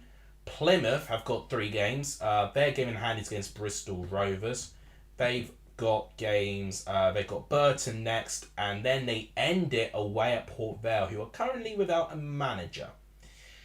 Barnsley, as I said, they've got Ipswich, and they've got Peterborough, and who do they end the season with? I can't actually remember on the top of my head. Oh, they end the season with Peterborough. Gosh, okay, so who do they play in between? MK Dons, okay. Gosh, that's a really daunting name for MK Dons, considering they're not quite safe on the drop yet. And if we talk about the bottom 4, this I think is even bigger than playoffs really at the moment for how close this is. Those 4 defeats in a row for Accrington is not looking good for them, but they're only 3 points off the drop, and they've got a game in hand over Morecambe, which they could take advantage of. Now, Oxford's games are the ones that I'm very interested in. Oxford have got, if I can find it, because I think they played them yet. Where is it? Where's the game that I'm looking for? Right, well, you can see that. Okay, Cheltenham, that's the one I was looking for. That's their game in hand. Then their final 2 games, Oxford, are against the bottom 2. Forest Green and Accrington. Right there. Accrington themselves with 3 games left as well, I like to say. Yes, they got 3 games as well. Excuse me, I've got a lot of indigestion, which explains a bit. They got Bolton, but their final 2 games, Accrington, they are against teams within the bottom 4. They have got a crucial game against Cambridge. And then obviously, as I said, they end it against Oxford. Morecambe have got tough games coming up, but they are only outside of safety on goal difference. And their form's improved. Cole Stockton's now remembered how to score a goal. Morecambe got Exeter to play in their final game of the season, and they've got Lincoln. Lincoln have improved their form. So, toughest running I've seen from all the teams down there at this moment. We won't talk about Forest Green because Forest Green are already down. Cambridge is an interesting wild card. So, I think Cambridge have got 3 as well to play. Yes, they've got 3 as well. They, if I find them, which is easier said than done. So we've got Burton there. And then we've got Forest Green, bottom of the table, Forest Green, as their final game of the season, which would be huge for them, potentially. So then we already talked about Burton playing Cambridge. The other game that Cambridge are playing is Accrington. I mean, we've seen a lot of these bottom 4 sides and these sides just above the bottom 4 playing against each other. And they are really going to be the 6-pointers. I mean, we're getting 6-pointers under 6-pointers in this late in the season. And that's just going to really make everything all the more competitive, which is amazing. Harry doesn't like Sheffield Wednesday. I would love if Ipswich go up over Wednesday. Their fans have been very, very mouthy this year. In fact, Plymouth have been, to be fair, Plymouth have been the same, to be honest.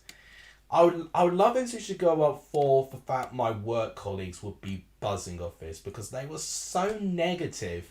They really were so negative when I was attending the games and they weren't getting the results and they just couldn't beat Lincoln despite having 20 plus shots in the game. And now they're in a really, really good position where it's in their hands, which is really, really good for them. So League 2, very, very quickly. Leyton Orient already promoted. Welcome back to them with League 1. Incredible rise for their season. Northampton. So with Northampton's case, they are only 1 point off promotion. So Northampton very, very close to going back up to League 1. Stevenage, game in hand with 76. I mean, what an incredible season it'll be for them if they go back up to League 1. Stockport, debut season in League 2, and they are shocking the world to being in 4th place and have got still a real genuine chance to get 3rd since they're only 1 point behind Stevenage. Stockport, I believe, have Hartlepool in the final day of the season, and that by that time Hartlepool could be relegated as well. Carlisle, not out of it either. Bradford, got some tough games coming up, Bradford. They've got Leyton Orient and Northampton, I think, actually, in their next 2 games. Salford in the top 7 at the moment. I think they could stay there. They're just picking up late wins after late wins. The big game last week was Hartlepool versus Crawley. Hartlepool needed to win to have any chance of surviving. They lost 2-0. They're 6 points off Crawley. Crawley pick up another point in their last 2 games and Hartlepool are done no matter how well they do. But Hartlepool need to pick up maximum points and hope that Crawley lose both games to have a chance. And Hartlepool have got games against Barrow, and as I said already, they've got Stockport. I'm pleased for Colchester surviving. At some point, it looked very concerning that Colchester were going to be dragged into the bottom 2, but they picked up their form, 3 wins and 4, and right now, I've been wondering where this team has been, because they've not really been present at all this season. So that is my review of League 1 and League 2. Let's now go back to the Championship and we'll go back to stats. Seeing that the game has opened up a little bit now. And we'll talk about what I would do, which is the small segment that I just basically say what tactical changes would I make. More possession for Borough slightly. 4 shots to 3. Very close there, both with 1 shot on target, but Middlesbrough scoring their only shot on target. 2 shots on target, 3 block shots there, 2 corners to 0, so very few corners there. More set pieces were down from free kicks rather than corners actually. Counter-attacks, so Middlesbrough having 2 counter-attacks, big chances for Middlesbrough, which they took with their 1 goal there. So yeah, Middlesbrough kind of playing on the counter-attack, but Luton have been in their own way kind of doing the same thing as well. Both have been playing from the back, both have been playing on the counter-attack. It's really been a game of cat and mouse a little bit, and I've really, really been enjoying every minute of it. God, what changes would I make here? Because I don't think many of these teams have really put a foot wrong, to be honest. It's really down to their options on the bench. And I've got to be honest, I don't think Luton's bench has got too many options, if I'm going to be brutally honest. Freeman and Luke Berry, I think, could go on at some point. Maybe Jordan Clark near the end. Middlesbrough, I mean, the obvious one would be to put Akpom on. But I'd give Hayden Hackley a couple of minutes in midfield, probably as well.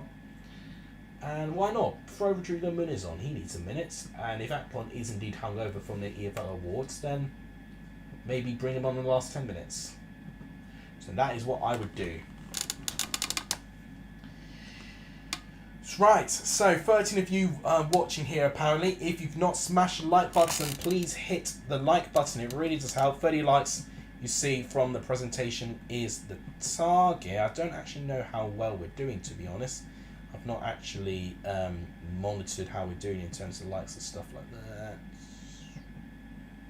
Maybe it's a 16. Okay, that's decent. Thank you, guys. Let's actually... Can I edit the message? I can't. I'm going to have to remove it. I'm going to have to add a new message. Let's do a couple of new things. Let's get to... I'm going to be ambitious. Let's not be ambitious. Otherwise you'd be disappointed. Let's get to 30 likes before the end of the stream. That's going to be a new comment for you guys to see. There it is. Look at me just typing like, oh, bloody hell. There we go. Pin that. And I'm going to do a poll. I am going to do a poll. Because I've missed doing them. And I feel like we should. You know, I enjoy our polls. And we'll do it whilst I can get the system to work. Oh dear, is the alcohol now starting to get to me? I don't know, maybe. Let me see if I remember how to do this. Oh, bloody hell. There it is. Start poll. I'm going to just do a simple one. Who will win?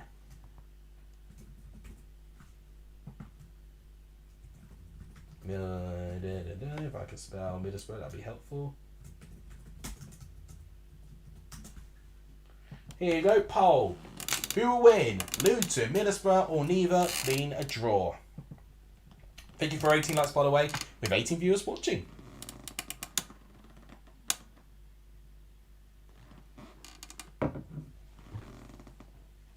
Bristol City will get another result against Burnley. Yeah, it feels like Burnley have checked out now, which, you know, I would have really liked to see a team capable of getting 100 points, and they were. Burnley were very capable of getting the record, thank you, but for record 106 points. But yeah, they've really been on the beach the past 3 games now, so I'm quite disappointed with that.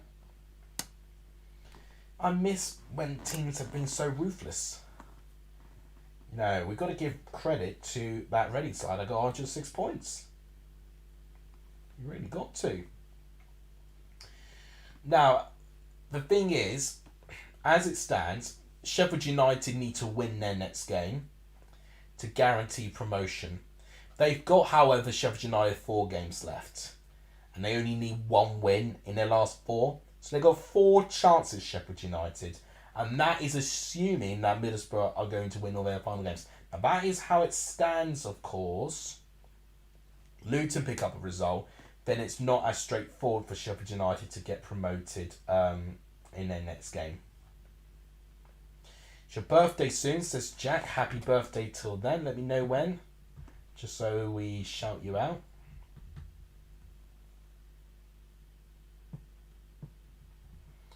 One 0 Hull, says Glimpse against Swansea. Glad to see your predictions already. Tim, sounds like a new viewer. If anyone that's new, make sure you give them a warm welcome here. With a question about Blackburn, do you think they can make the playoffs? They are playing some good football and have a game in hand. They're just not getting the results over the line. I agree with some of that. So I think with Blackburn, it is very, very frustrating with them, because I was saying at the start of the stream, that's 2 game weeks in a row where they could have had 6 points, but they've only picked up 2 points because of last-minute equalisers. They conceded an equaliser from Coventry's goalkeeper, and then they obviously concede the equaliser from that unfortunate own goal by Dominic Hyen, former Coventry player, of course. But do I think whether they make the playoffs? The game in hand's against Burnley. If they win that game in hand against Burnley, then I think they've got a chance. But I think it's easier said than done from beating top of the league Burnley. Unless Burnley continue as they are and kind of coasting this season, then I think Blackburn could have a good opportunity. But Burnley, the thing is with them, win that game, then Burnley could be champions. And I'm almost thinking that they'll have a good motivation to try and be champions against their local rivals. So it's probably unfortunate timing on that part there. And with the final batch of games as well, Blackburn have Millwall as their final game of the season. I can't remember who they have as their penultimate game. But Blackburn have got a tough run-in, so I'm not too sure, to be honest. But you feel that it's so close to the point where just one win with any of these teams in that area of the table could be enough. I have a feeling Blackburn will finish 7th and just miss out personally, but it doesn't mean I'm right. You know, I predicted Blackburn in the top 6 in my final table predictions because I really did feel Blackburn could get some results over the line, and as you said, playing quite well at stages, but just not getting results over the line, which is a shame for them. My top 6 predictions, in case any of you are wondering, I think Coventry will get 5th. I think they will. I think beat Birmingham, they'll get 5th. And potentially Sunderland, I think. Because Sunderland, I think, could beat Watford. And then if they beat Watford, it puts them in a commanding position. The only difference is if Blackburn wins their game in hand, really, which could really change everything. Right, second half's just kicked off and I forgot to do the timer. Right, I was always going to forget the timer in the second half. So, in the first half, it was 1-0, with Cameron Archer getting the only goal in that half, due to a brilliant pass by Matt Crooks to find Cameron Archer to tap the ball in an empty net.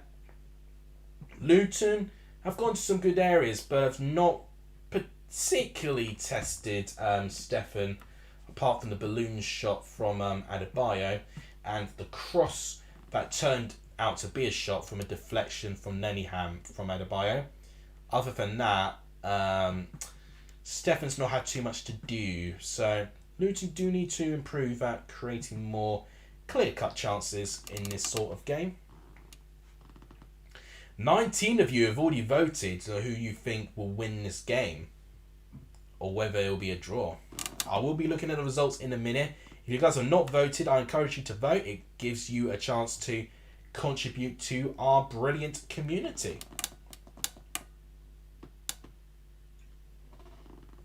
And just for the umpteenth time, in case anyone's just wondering, this is Beer. I took an exam today, a 2.5-hour exam on financial accounting. So I'm celebrating that because this was an area that I was revising for about 2 months now. So now it's out the way, I'm just celebrating. And it went quite well as well. So keeping good vibes, basically. Glimpse is not thinking Blackburn will be in the top 6, just completely destroying Tim's hopes and dreams there. I mean, that's the thing. If you're going to ask, that you don't get anyone more obvious than a football fan. Burnley win tomorrow and they get the trophy. Yeah, that's right. What is a Grant fan? And that's what I'm thinking they're waiting for. I almost feel like they want to win against Blackburn, against their local rivals. It just feels like to them that's the perfect fairy tale ending this season, and I feel like that's what they wanted to do. Oh, that's a good ball to find Adebayo on the right hand side. Cross comes in, defended away, and it's Ryan Giles who boots it. So what happened there? It was Lockyer. What a beautiful ball by Lockyer. Giles was originally in the wrong position, and Lenningham boots it away. It's Giles again, which I'm not too sure on Giles' position. Corner comes in, headed away. Drame with the cross coming in. Sonny Bradley booted away by Giles. Now Middlesbrough on the counter-attack. Cameron Archer could have a chance here. And Cody Drame catches up and he tackles him there. And it's back to Ethan Horvath. Wow, we're getting a lot of intensity in this second half. Can't take your eyes off this game. Crooks falls over. Okay, here's Adebayo. Against Howson there, and Adebayo does well there. Here's Alan Campbell. Big intensity for Luton Town in the second half already. Amari Bell. And brilliant defending there by Barlaser, that was. And it's another corner to Luton Town. And Luton have definitely started this second half with some intensity here. Alfie Doughty with the corner. Can't take your eyes off this game. This is the intensity I wanted to see from the minute one. Gosh, I could definitely see Luton having a fire up their belly now. They want something from this. Let's hope it starts to open up in this second half. Doughty with the corner. And it's goal! Just like that. Easy as that. Equaliser for Luton Town. Wow, incredible. And it's Lockyer, who could have gone off injured at half-time. He gets a powerful header right into the corner. I said Luton were dangerous. They were sniffing for that equaliser. And my God, had they been rewarded for it, for their intensity in the opening 4 minutes. And it's a simple corner. Doughty delivers it. And who is marking Tom Lockyer here? I'm trying to see. What a run this is by Tom Lockyer to get there. Bowler wants a foul from the run, but no, that's harsh. It comes in off the post. Ah, that's interesting, right. Brilliant. Absolutely brilliant by Tom Lockyer. Heads it in on the underside of the post and in. Nothing that could be done from Stefan in goal. Dijksteel is feeling that he was blocked off for that goal, but I don't think he was. It was barely any contact there. I think it was a fair equaliser by Tom Lockyer there. 1-1. I think now we've had a goal, we can end the poll. 70% of you have said a Luton Town win.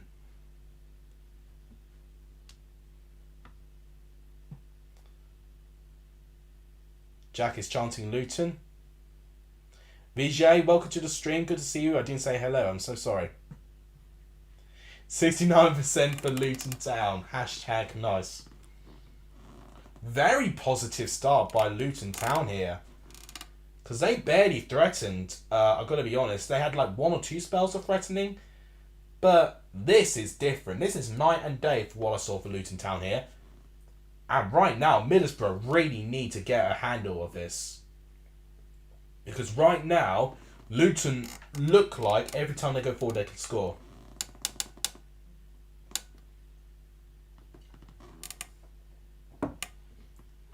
Here's Nakamba. Here's Cody Drummond, who's been very prominent in the way that Luton function here.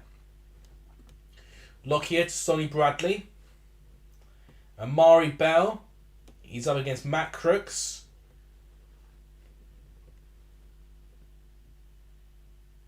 Doughty with the cross defended. Now here come Middlesbrough on the counter-attack, and they've got a bit of space here. Isaiah Jones. He's now been caught up with Sonny Bradley. And he gets the better of him. Cross comes in. Short! And it's just wide. And for good measure, Horvath manages to collect it. Great change of pace by Isaiah Jones there. And Archer does get small collection, but Lockyer's positioning really, really good. Prevents Archer getting the full power in the shot. My gosh. So a draw it will be as it stands. And Luton are back up to 3rd. Bichet used to work in Luton. Oh gosh, I bet that was fun. And Large Adebayo. He nutmegs. Oh, I was going to say, I think he nutmegged Howson. My God, I always love a bit of skill there. Adebayo, outrageous. That Barnsley connection with him and Morris just working wonders, honestly. This is like the strike partnership we were that was blossoming, you know, with Larry and Ishmael's Barnsley, and now we're seeing it come alive here. A draw favours Charlie. A Luton goal will give me 3 points in the prediction league. So I'm bearing that in mind.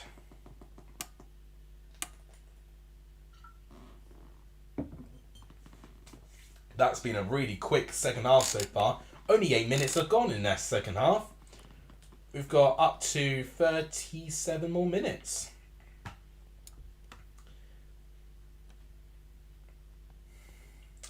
Now, it will be interesting if Akpom does get substituted on and what sort of impact he may have.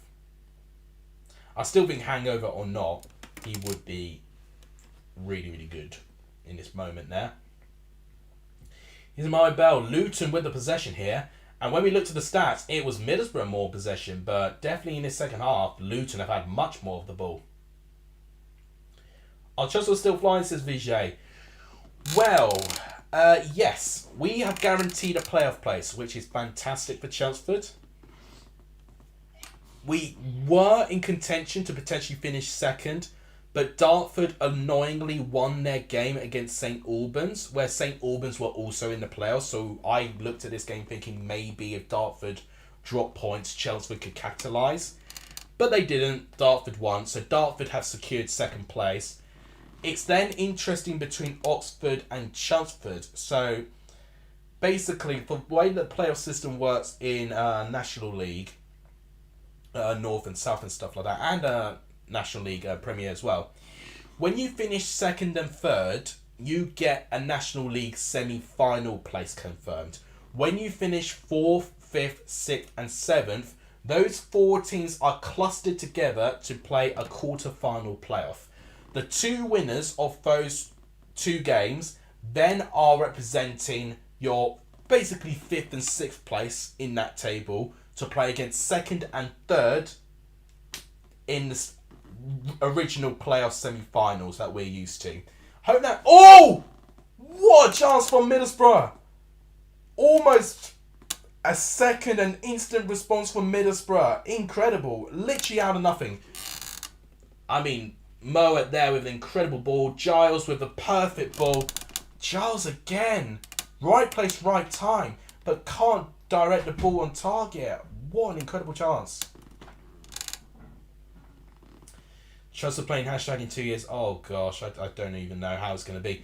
Because originally, you know, hashtag are based around... I mean, their stadium's in Pitsea, but the original idea of hashtag was around Brentwood. And Brentwood, no lie, is 10-minute drive from Chelmsford. Local derby, if we were to play them.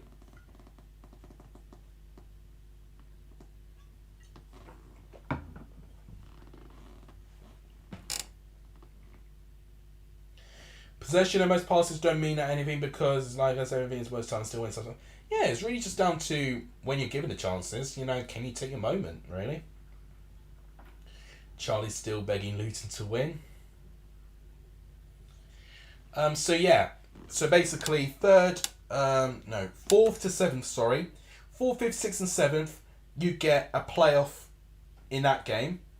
2 winners of those 2 games then become 5th and 6th. They become the 2 disadvantaged teams, and then they play against 2nd and 3rd within the semi-finals. So the difference between 3rd and 4th is huge, because when you finish 4th, you've got the quarterfinals, semi-finals, and final playoff to play if you want to go through the whole way. If you finish 2nd or 3rd, you'd only have the semi-final to the final to play if you make it that far. So in terms of where Chelsea are, but I can show you in the table because I actually have it open here to show you how close it is. So you can see Chelmsford here 4th, Oxford also 3rd, and also with 78 points each. Now we had to play against Oxford quite recently, and you see that one defeat for Chelmsford there? That of course was against Oxford. We lost 3-1 to them away from home. So had we won that, even a draw for Chelmsford would have put Chelmsford ahead of Oxford and in 3rd. Oxford's final game for season, I think, if I remember right, is against...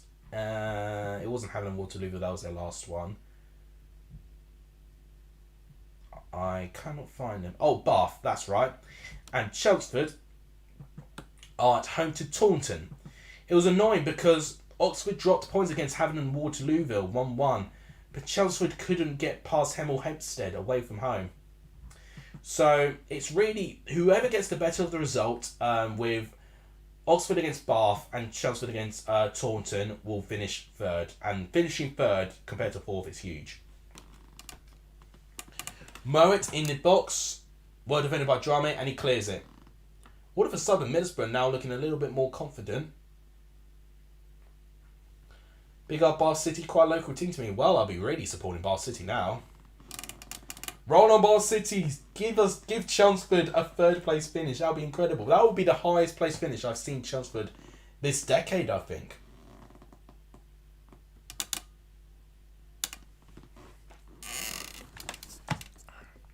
You'd be pleased to know I finished all my beers. So, no more Alex the Alcoholic.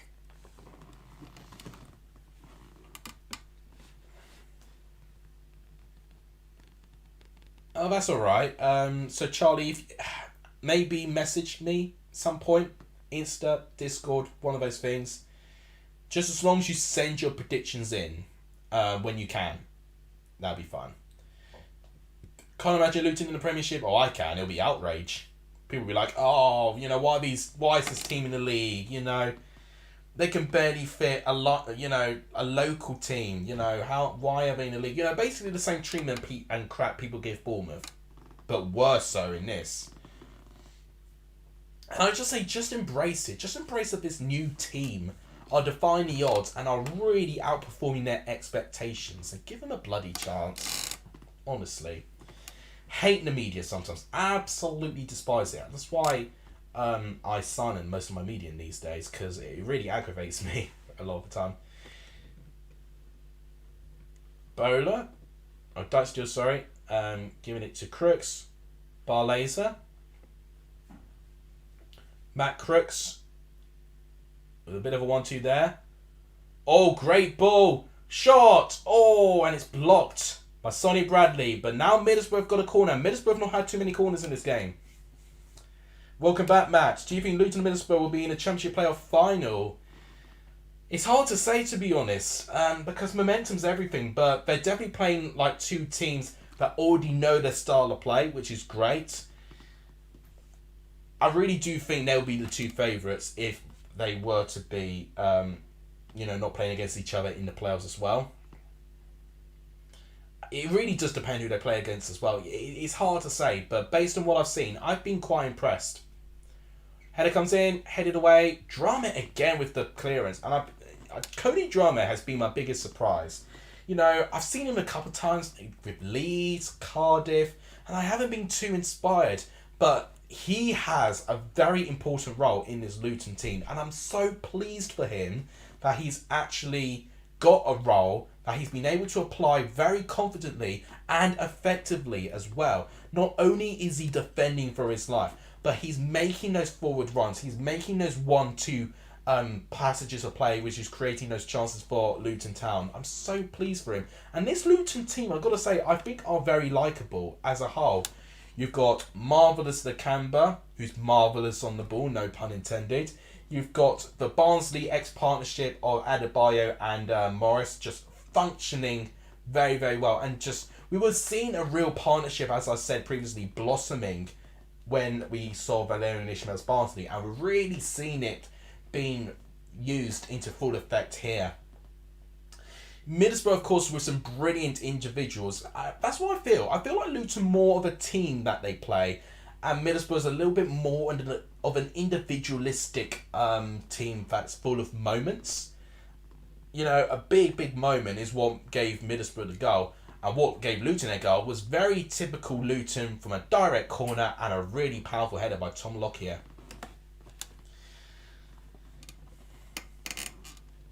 That was Wednesday, Sunday. Remember when everyone was praising Huddersfield last season? Yeah, those were the days, weren't they? I mean, if Huddersfield survive, they could arguably say that is bigger than them getting to play a final. Right now we've been seeing that the drop between the Championship and League One is brutal. And right now Warnock has given Huddersfield a fighting chance. But it is going to be tricky for them. They've got tough games, Huddersfield, coming to the end of the season, including their game in hand against Sheffield Which league has been the most exciting this year? Oh, it's so difficult, Matt. I feel like I need to do a tier list of the most exciting leagues this year. This could be a chance for Alex Moa. Good defending by Sonny Bradley. Right, never mind. I don't know, to be honest.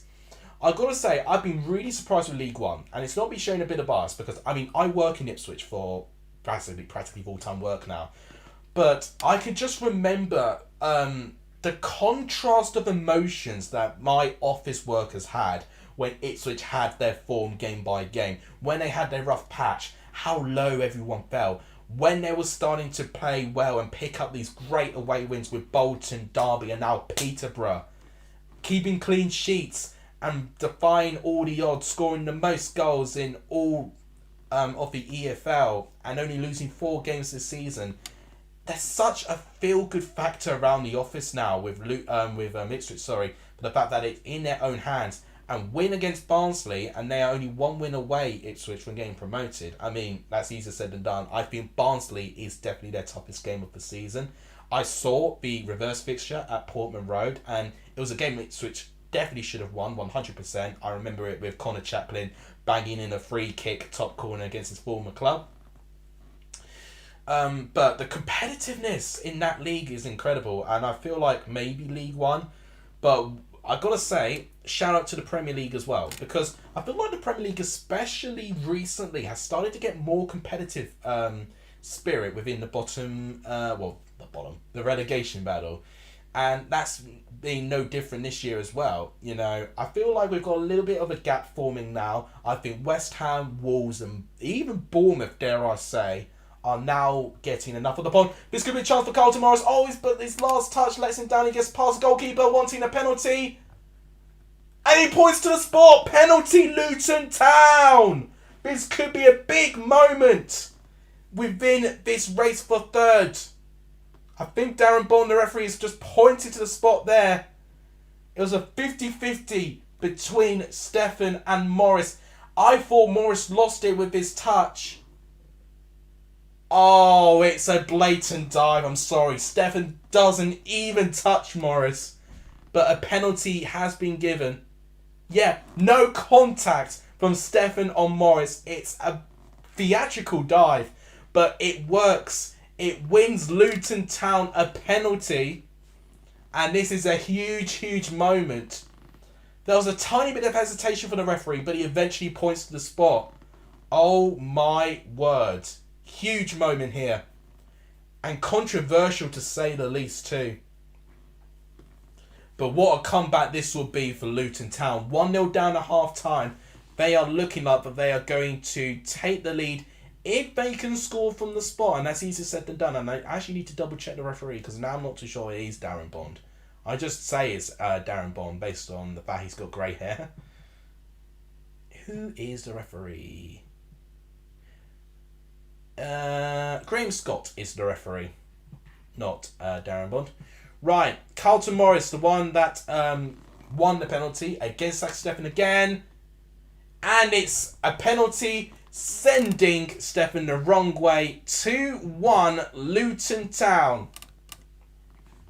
That brings a huge step for Luton Town to finish in third place of this season. I predicted 2-1 Luton as well, so 3 points could be going my way for the prediction league. It's not the best of pens, but we've seen yesterday with Brighton and Manchester United with the shootout. You just need to send the keeper the wrong way. You don't necessarily need to have the power. If you are confident in your placement, hit it low and hard. I mean, Morris didn't really hit the ball hard, but because Stefan went the wrong way, he didn't have any chance. But that is an outrageous decision to give a penalty for that. There's no contact. And I've not seen anyone disagree with me. So it feels like everyone agrees with my opinion there.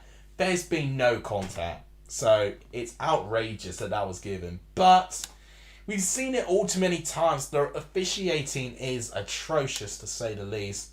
To be fair, if I saw it from my angle, it looked like it was a penalty. But replays suggest there was no contact between Morris and the goalkeeper there. So, from a dubious decision, Luton have now taken the lead. Middlesbrough now have got to try and fight back and get something here.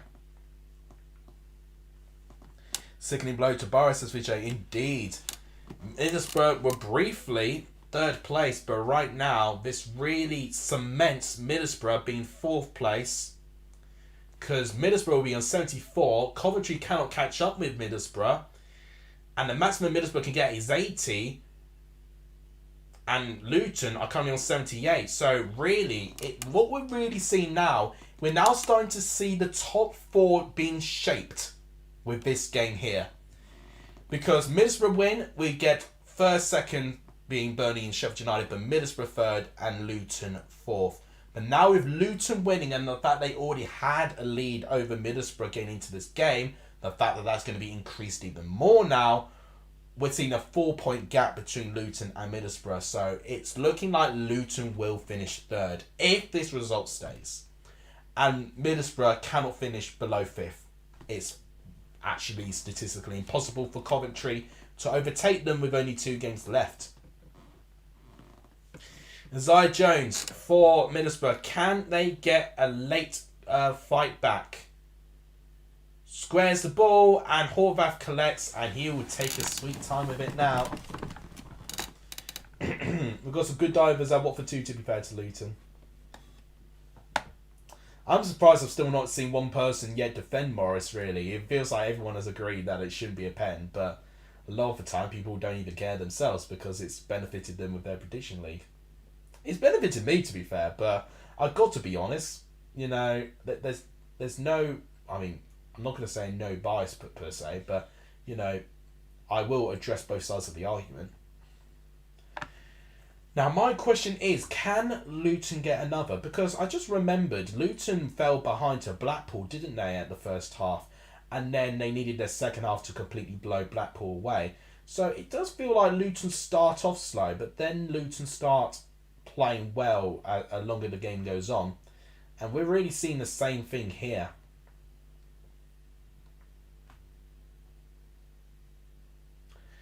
And that was a poor delivery. Paul's going to play. Right, 20 minutes left. What a lively second half this has turned out to be. Middlesbrough winning 1-0 the first half, but Luton now with 2 goals in the second half. And free kicks being awarded to Middlesbrough. Don't even know why. Wallace and Gordon fan always find the money for Luton. Are you telling me that Wallace and Gordon fan, Charlie and myself, have we all predicted 2-1 Luton? I have a feeling we've all predicted 2-1 Luton, so I guess I shouldn't even really be celebrating this.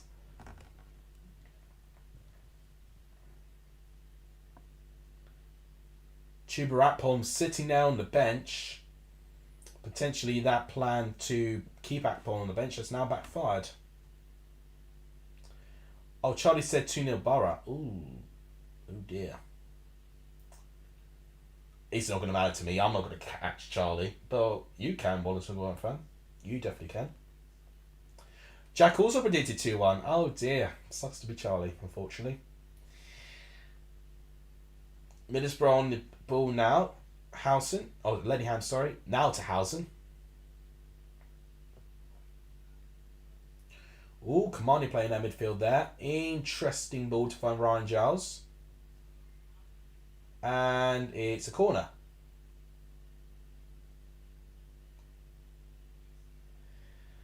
If it's really a hangover for why he's not playing, I'm sorry, but that's really petty. You know, Sunday League. You know, think of what Sunday League's all about. You know, you drink and get wasted the night before, and then you try and play football in the morning. That's the whole point of it. I know this is not Sunday League. You know, I'm not saying Luton is a Sunday League standard game. But I'm just saying people are able to play football after a couple of drinks the night before. And he's had till 8 o'clock tonight to recover. I'm sorry. I've got zero sympathy if he's sitting out because he's hungover. I think you're joking, Jack.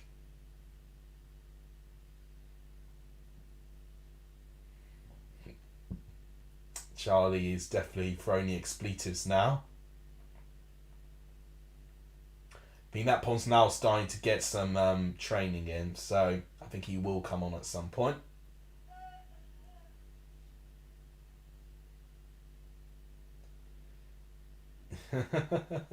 Nothing like you, Charlie, to Jack to tell Charlie to watch his language there. Love it. Bar laser to that's an interesting turn fence there to Moa. Oh, chance! Oh, this was close. Middlesbrough come close again, and Bowler, he's had a hat-trick of shots inside the box where had he just guided them on target, could really get goals from there. He's been in some great positions, making great runs, but he's just missed the one crucial moment, which is hitting the ball on target. I love it. Love the change in language there. By the way, guys, we're still on 1,700 subs. Can we make a journey from now to 2,000 subscribers? 300 away. Not impossible to get there very soon. That will be our target, as ambitious as it is. And I have the full belief that you guys will do it. You know, it feels like the Premier League season's not ending anytime soon. And I said I will be ending when the season ends, which Premier League is actually keeping me doing this for quite a while, actually.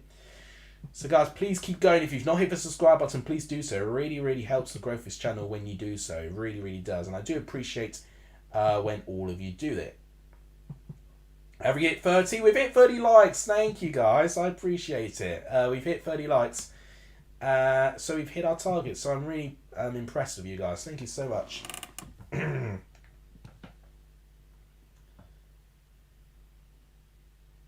Calm it, Charlie. Calm down. It's like Goldbridge to Speed when they played FIFA.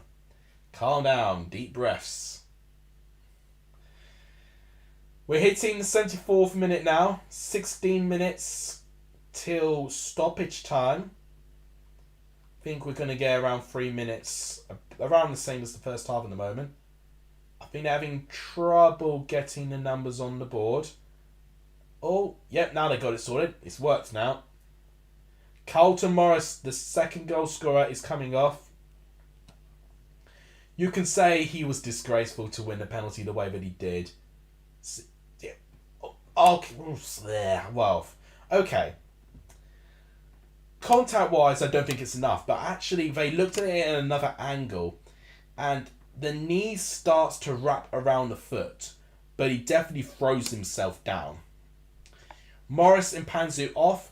Taylor and Luke Berry are now on the pitch.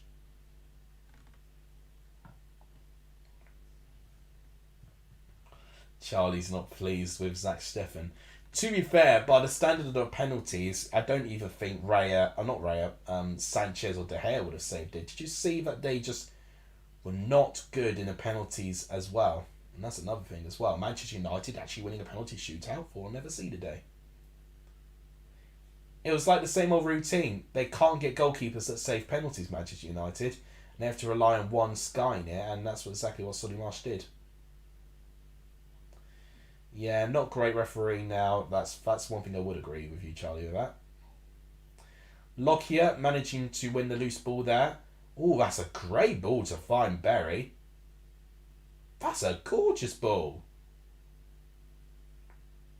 But, oh, no, it's still one.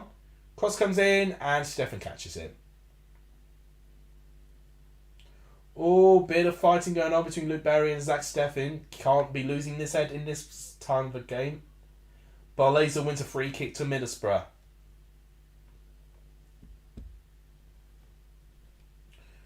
I'm telling you this, I think tempers are slowly but surely starting to creep up. Have you had a history of Graham Scott Wallace and Gola fan? To be fair, if there's one thing I'm very not knowledgeable about is the referees. And free kick again awarded to Middlesbrough. Luton conceding a lot of free kicks. Oh, we've actually got a yellow card. Oh my god, didn't think we'd see one of those. I think that's our first yellow card. No way is that our first yellow card.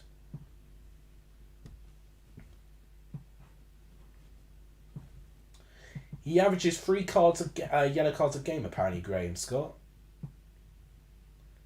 That is our first yellow card, and it's gone to Luke Berry, the substitute, who's been given the first yellow card of the game.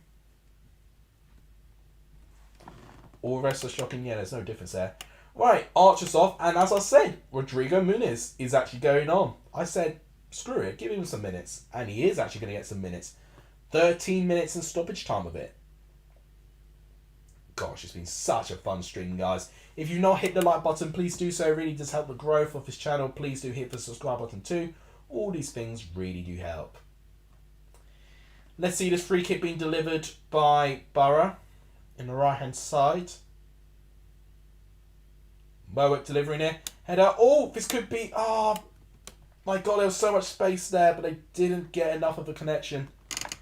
And Amari Bell clears.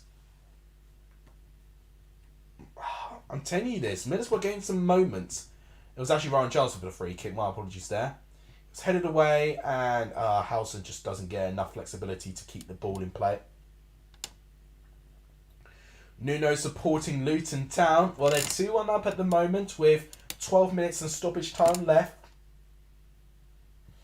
This would be big for my prediction league because that would be at least 2 correct scores, which is a decent return for me.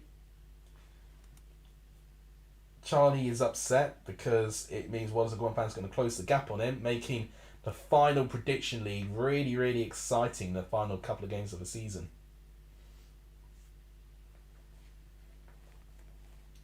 I think I might send a community post containing my predictions straight after this game, because I'm going to forget if I have to rely on tomorrow, and I want to give you guys more than 24 hours to get it sorted. Alex Mowatt. Adebayo, top player for me, Premier League level, says Nuno.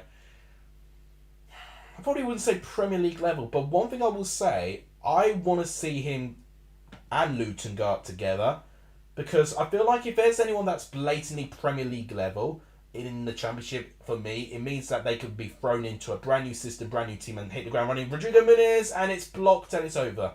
Corner, Middlesbrough. Great defending. Lockyer.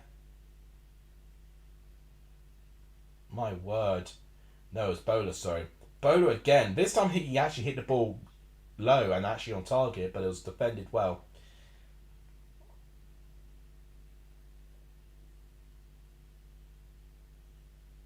Oh my God, is that Bob Walter in the crowd? Oh my word. Corner comes in. And I think that's another... Is that... No, it's not a corner, it's a goal kick. So yeah, what I was saying about Adebayo, for me, if anyone is blatantly a Premier League quality level, it means that they can leave their club, join a new Premier League club, and settle in straight away and start hitting the ground running.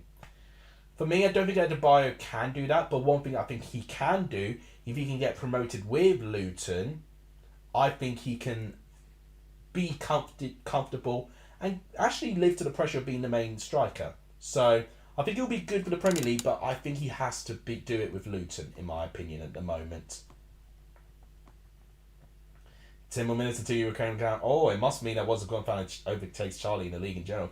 I tell you what, if that's the case, I can't wait to start calculating the points again. Probably won't calculate it until the midweek games are done, but it is on my to-do lists. Oh gosh, Charlie is... I tell you what, if Middlesbrough equalise, we're never going to hear the end of it from Charlie.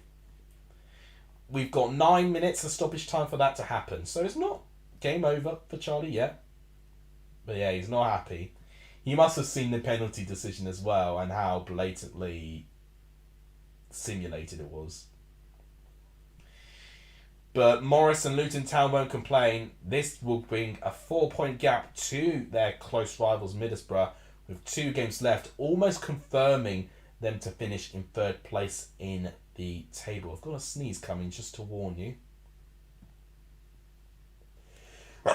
There it is. Wow, that was a powerful one. Cross comes in. Oh, Barry. Oh, I tell you, even if Luton scored, to be fair, which stops myself and Watchalong fan picking up 3 points, maybe that might make Charlie celebrate. So, in a way, Charlie is going to want another goal.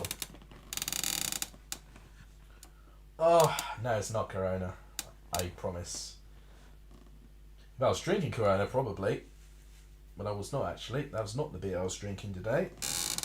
Could have had Corona, but, yeah, didn't choose to have it today. Had a Stella instead today. Right, Luton Town really ringing in the subs now. Adebayo and Doherty off.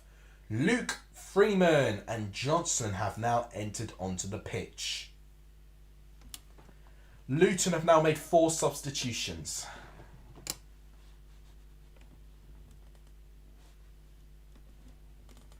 Adebayo not scoring, but being really, really good when he needed to be called upon. And there's Luke Freeman. Honestly, just his peak was with QPR, and since then he's just not shown that same level. He's a bench player now, and you know, in QPR he was in the midfielders team of the season. That's those days I miss with Luke Freeman, and that was actually within my first season of doing YouTube as well. Excuse me, sorry. Luton managing to clear it. Moet. Howson. Ball laser. Jack really wants 3 points in the league, clearly, prediction league. So, yeah, a lot of us are going to benefit from this result. Charlie's not at the moment, but obviously things can change. Middlesbrough got a free kick.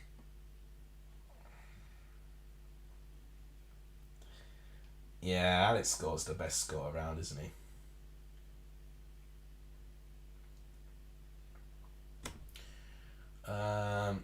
Okay, well, I'm surprised about Middlesbrough not being particularly quick at getting his free kicks sorted at the moment. I mean, look at it. I mean, it's such a tiny stadium, but look how packed it is. That's really going to cause some problems for Premier League fans.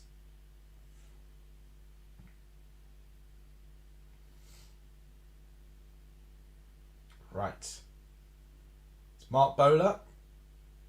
Oh, a bit of a solo run by Mark Bowler there. But Matt Crooks really spoils it. Mark Bowler, that was a great run by him. A bit reminiscent to Declan Rice's run when he scored for West Ham against Ghent. Borough should go for this. And yeah, I'm not really seeing Middlesbrough getting those spaces there. Although Isaiah Jones could always get into those areas. And Isaiah Jones wants a penalty, and it's not going to be given, of course. Long ball intercepted. Luton kind of defending for their lives at the moment. I mean, not desperately at the moment, but they've got to be very careful with Isaiah Jones. He's had a bit of a success getting around the wide areas.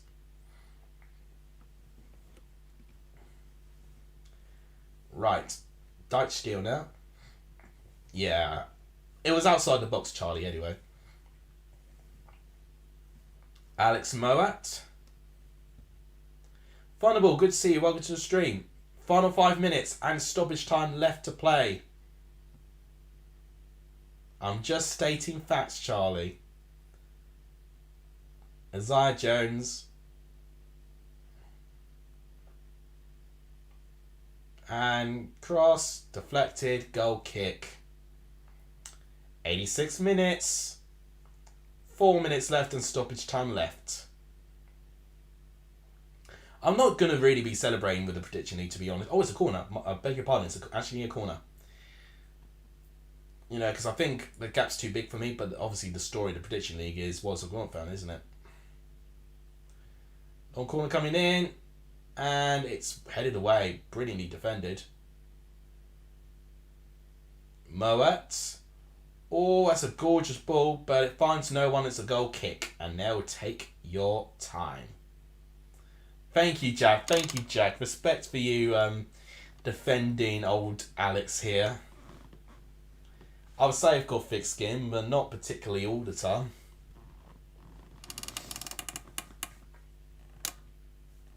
I'm interested to see who they give man of the match to.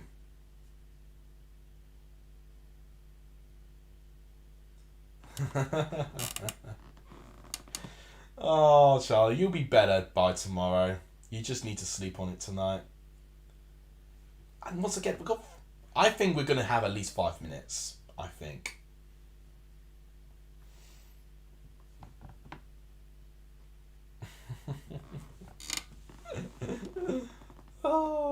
God. I shouldn't laugh at someone being hysterically mad, but it makes me feel better in a way for the fact. Oh, this could be a chance. Crooks gets around. He gets a shot. It's well defended. Oh, brilliant defending by Luton Town there. Oh, brief opening. Thought this could have been a really good chance for Middlesbrough. That's how quick they are getting into the box. Isaiah Jones on the right-hand side. Well tackled, but this ball kept alive there. Bowler. Rodrigo Muniz doesn't quite find Crooks. And Luke Freeman wins it, and he's going to charge forward with it. Well defended by Dyche. But brilliant pressing again, this time by Luke Berry. Middlesbrough get the ball back. 88th minute now. Lenny Ham passing it to Ryan Giles. Left hand side now.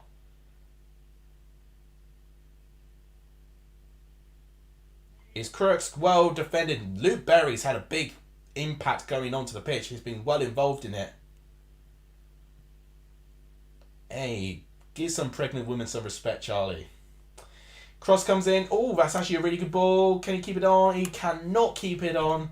Ryan Giles is not quick enough there. We're entering the 89th minute right about now. 1 minute exactly and stoppage time left now.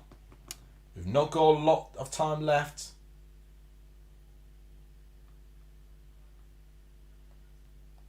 I tell you what, there's not been many changes from Carrick, which I'm surprised about. It's Crooks that gets into good area, and it's Berry who blocks it. Berry's been brilliant since he's come onto the pitch. Really, really good.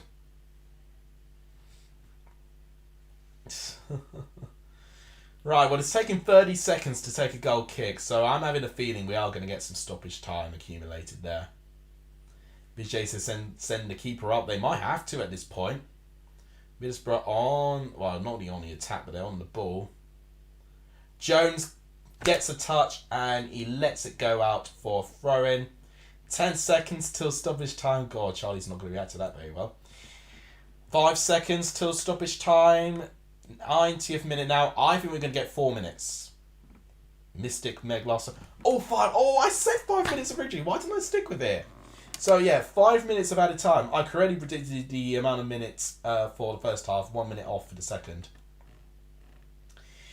5 minutes of added time. And Amari Bell has been given a yellow card, I'm assuming, for time wasting there.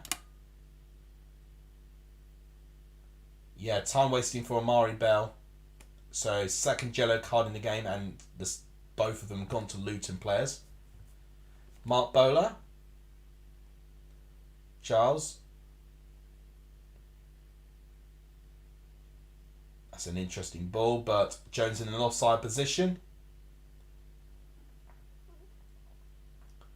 5 minutes in. Oh my gosh. Don't rub it in now.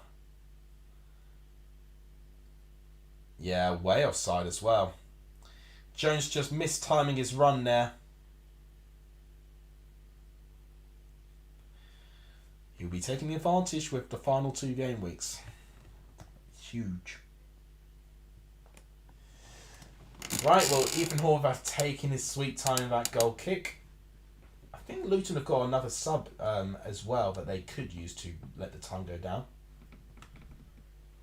You forget, if Luton score, Charlie, we lose out on 2 points. So, you'd almost want Luton to also score. Oh, Freeman wins it well against Howson there. We're getting to the right-hand side of the pitch. And it's well tackled by Howson. Oh, but brilliant again. Luke Berry. Well, I don't give a round of applause that often, but Luke Berry's been terrific since he's been on the pitch. Hunger, tenacious. He's got absolute, he's not got a technical ability. We know that. But as a job as a midfielder, breaking up the play and being tenacious and actually pressing the attack, he's done exactly that. Unbelievable. Darcy against Berry again, no surprise. Barlaser wins it back. Bit of opening there.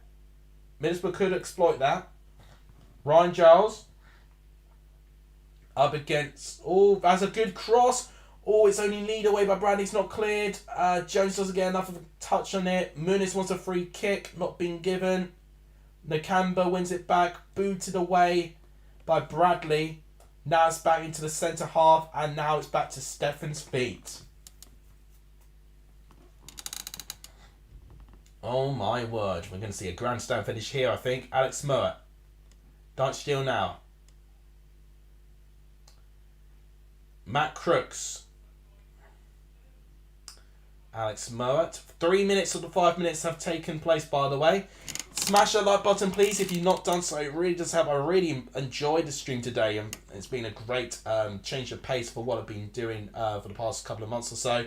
If you've not hit the subscribe button, please do so as well. Both really do help. Please stream again this week. I've missed these. Oh, thank you, Mal. I appreciate it. Just final, plug out the way. If you've not subscribed to Matt SB, drop him a sub. Recently become a dad recently, so needs all the support that he can get with his YouTube life and his life away from YouTube as well. Just dropping in a comment of appreciation, a dono, or anything of that sort would really help as well. We've only got a minute and a half left to see a grandstand finish here. Barlaser with a lot of space here. Tries to thread the free ball to Ryan Giles. Doesn't get there. Well defended again by Cody Drame. 1 more minute left for Middlesbrough to potentially get an equalising goal. As it stands, Luton will be 4 points clear of Middlesbrough and will almost confirm third place position. Middlesbrough cannot fall below fourth place. This is a battle to see who will get the advantage going into the playoff campaign to finish third. It feels like it's going to be Luton now with that 4 point gap currently they have over Middlesbrough. 1-0 down at half time, now 2-1 up. Great header from Lockyer for the equaliser. Controversial penalty decision. Definitely looked like that Morris theatrically dived with his one-on-one against Stefan to win the penalty. He scores the penalty himself to make it 2-1. Middlesbrough have a corner with 10 seconds left. This might be the final chance we get. Header, and Dyche still heads it wide. That might be it. It's a goal kick. And Horvath will be taking his time. I've been very surprised there's only been 2 yellow cards in this game as well. I've been expecting a little bit more, viciousness with, seeing how competitive this game really should be for both teams. Luton have done their job. Like I predicted. I predicted 2-1. I think Luton have turned Kenilworth Road into a fortress. They really have. And they've actually lost only 8 games this season as well. Luton are a difficult side to beat, and they will be a nightmare for the playoffs. They've had the playoff heartbreak the year before. They have got the experience, and I think they will be a force again. And Luton have now just beaten Middlesbrough by 2-1 and have taken a huge step to finish in third place. This reignites a little bit of slim hope for Luton to still get automatically promoted. I still think it is too much for Luton to do to catch Sheffield United at this stage, especially with the amount of games that Sheffield United have in hand. To remind you what the table's looking like. Luton, 78 points, 4 points behind Sheffield United, but they have played 2 games more than Sheffield United. The maximum amount of points that Luton can get is 84. A win for Sheffield United this weekend. And in fact, Sheffield United have got a midweek game against West Brom. They know a win there will be enough to send Sheffield United back up to the Premier League. But if we're talking about the battle for the playoffs, Luton have now taken a 4-point gap between them and Middlesbrough now.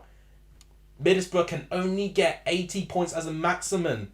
Luton have got some big crunch games coming up against teams around them in the table.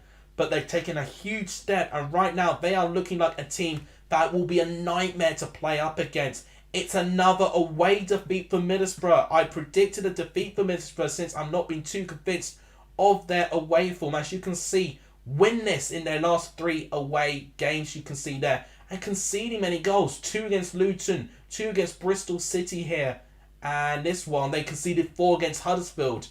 Their defence right now is really costing them, especially in their away games. Look at this for Coventry. I mean, Matt must be salivating this if he's seeing this. Look at that. 5th place for Coventry. Incredible. Win at Birmingham, and I actually think that's enough. I'm saying it now. Hot take or not, I think Coventry beat Birmingham. That will be enough. Got to be honest. And who gets that final place? It really could be from either Sunderland down to Preston. I think all those 4 teams down there have their chance. We've also got a big game in League One to repeat, which I've repeated a couple of times. Barnsley-Ipswich, game of the League One season for me. Ipswich win now, then Ipswich will be on 94 points, a 4-point gap from Sheffield Wednesday, and knowing a win in their next home game and their last home game of the season against Exeter will get them promoted back to the Championship after being relegated 5 years ago in 2018, where they had Paul Lambert as their manager. Plymouth could also get themselves in the driving seat for promotion as well. They've got Bristol Rovers at home in midweek, and they've got another home game followed by that, and their last home game they can get promoted as well if they can pick up 2 wins in their last 2 home games. And I mean, Plymouth winning 18 out of their 21 home games, it really should be a routine job with that being the case. For midweek games, we've got Blackburn-Burnley, local derby there. Burnley could win the title. All they got to do is win that game and they'll do it. Sheffield United, West Brom, they can get promoted. Sheffield United just simply have to beat West Brom. Rotherham, Cardiff, a huge game in terms of the relegation battle there. A win for either one of these teams, you'd think that would be enough for them to survive. A draw would be ideal for the teams currently in the bottom 3. So a lot of eyes will be on all 3 of these games, and we could see 3 different scenarios happen at once in this game. And that is why we love the Championship, having these moments happening simultaneously in a really, really quick way as it is. Storm Blazers, well done to Moyes. Yeah, well, it's diving, isn't it? Yeah, it is definitely blatant simulation there. But he did what he had to do, and he's got Luton 3 points. So, I think that'll wrap it up for me today. I'll keep streaming for about 2 more minutes or so, just so that you guys can have the chance to ask me some things. But I've really enjoyed streaming today. It was completely off plan. Excuse me. I'm going to send you my predictions in the next community tab. That could be in the next 5-10 minutes or so. So you guys will be able to make your predictions from there. And yes, that practically is all the messages I need to say. But I'm really pleased that I've been streaming here. You know, I've got to be honest, I've been on a couple of beers tonight. Really just down to me, I was going to say passing, that's a bit premature for me to say. I've taken an exam which I've been studying for nearly 2 months. It's now out the way, and it felt quite good, the actual exam itself. So I'm celebrating it with all that hard work and me feeling really good afterwards. So celebrate your successes and celebrate you preparing for things like this. It's really important. Self-value, very important. Right, I think that might be the 2 weeks up. Great stream apart from the result. Hi to Gatsby. Oh, he didn't make an appearance. That's disappointing. He's probably upstairs in the other room, to be honest. I'll see him in a minute and I'll make sure I'll pass him a message. Honestly, he's the star of the show, isn't he? And, you know, especially when I do my last couple of frequent videos and streams, he needs to be there. You know, because a lot of you guys will just be thinking, we're never going to see Gatsby again. And that's not true. You know, you'll see Gatsby. You'll be updated whenever things happen with him and stuff like that. Okay, so that'll wrap it up today. What an incredible game. 1-0 to Middlesbrough at half-time. Cameron Archer with the goal. Brilliant pass by Cripps, and Archer getting ahead of Horvath being in no man's land. But then what a comeback by Luton Town, and they've been doing it all season. Did it against Blackpool, and now they've done it here. So it was Lockyer who scored within 3 minutes of the second half. Great header and set piece delivery by Doughty. And then the second goal, controversial penalty decision given against Middlesbrough. Definitely not a penalty for me, but it was given by Graham Scott. Morris steps up, sends Stephen the wrong way, 2-1, and Luton defended brilliantly. So, that'll have to be it. Thank you guys for watching. If you guys enjoyed it, smash the like button, please. It really does help. We are officially on the way to get to 1,800 because we're 1,701. We've gained a sub. Thank you guys so much for the terrific support today. Under 300 subs to 2k. 2k, remember, and you see me completely beardless, which is something that you guys have been wanting to see for a long time now. If you really want to see me without a beard, you know what to do. 2k subs and you'll see it. Please like if you've not done so, it really helps. Subscribe if you haven't as well. All of this really, really helps. And please share this channel too, because this is how we're going to grow as a community here. I've appreciated all of you today. Really enjoyed the stream today. Completely out of the blue, but I've enjoyed this game and I enjoyed spending time with you guys today. Power up. Thank you guys for watching. You guys are legendary for staying in the stream. And as always, I'll see you guys soon. It's ended Luton 2, Middlesbrough 1. Luton securing third. Middlesbrough looks like they're going to have to settle for fourth. I'll see you guys soon with my score predictions for match day 45 coming Thursday. See you then, guys.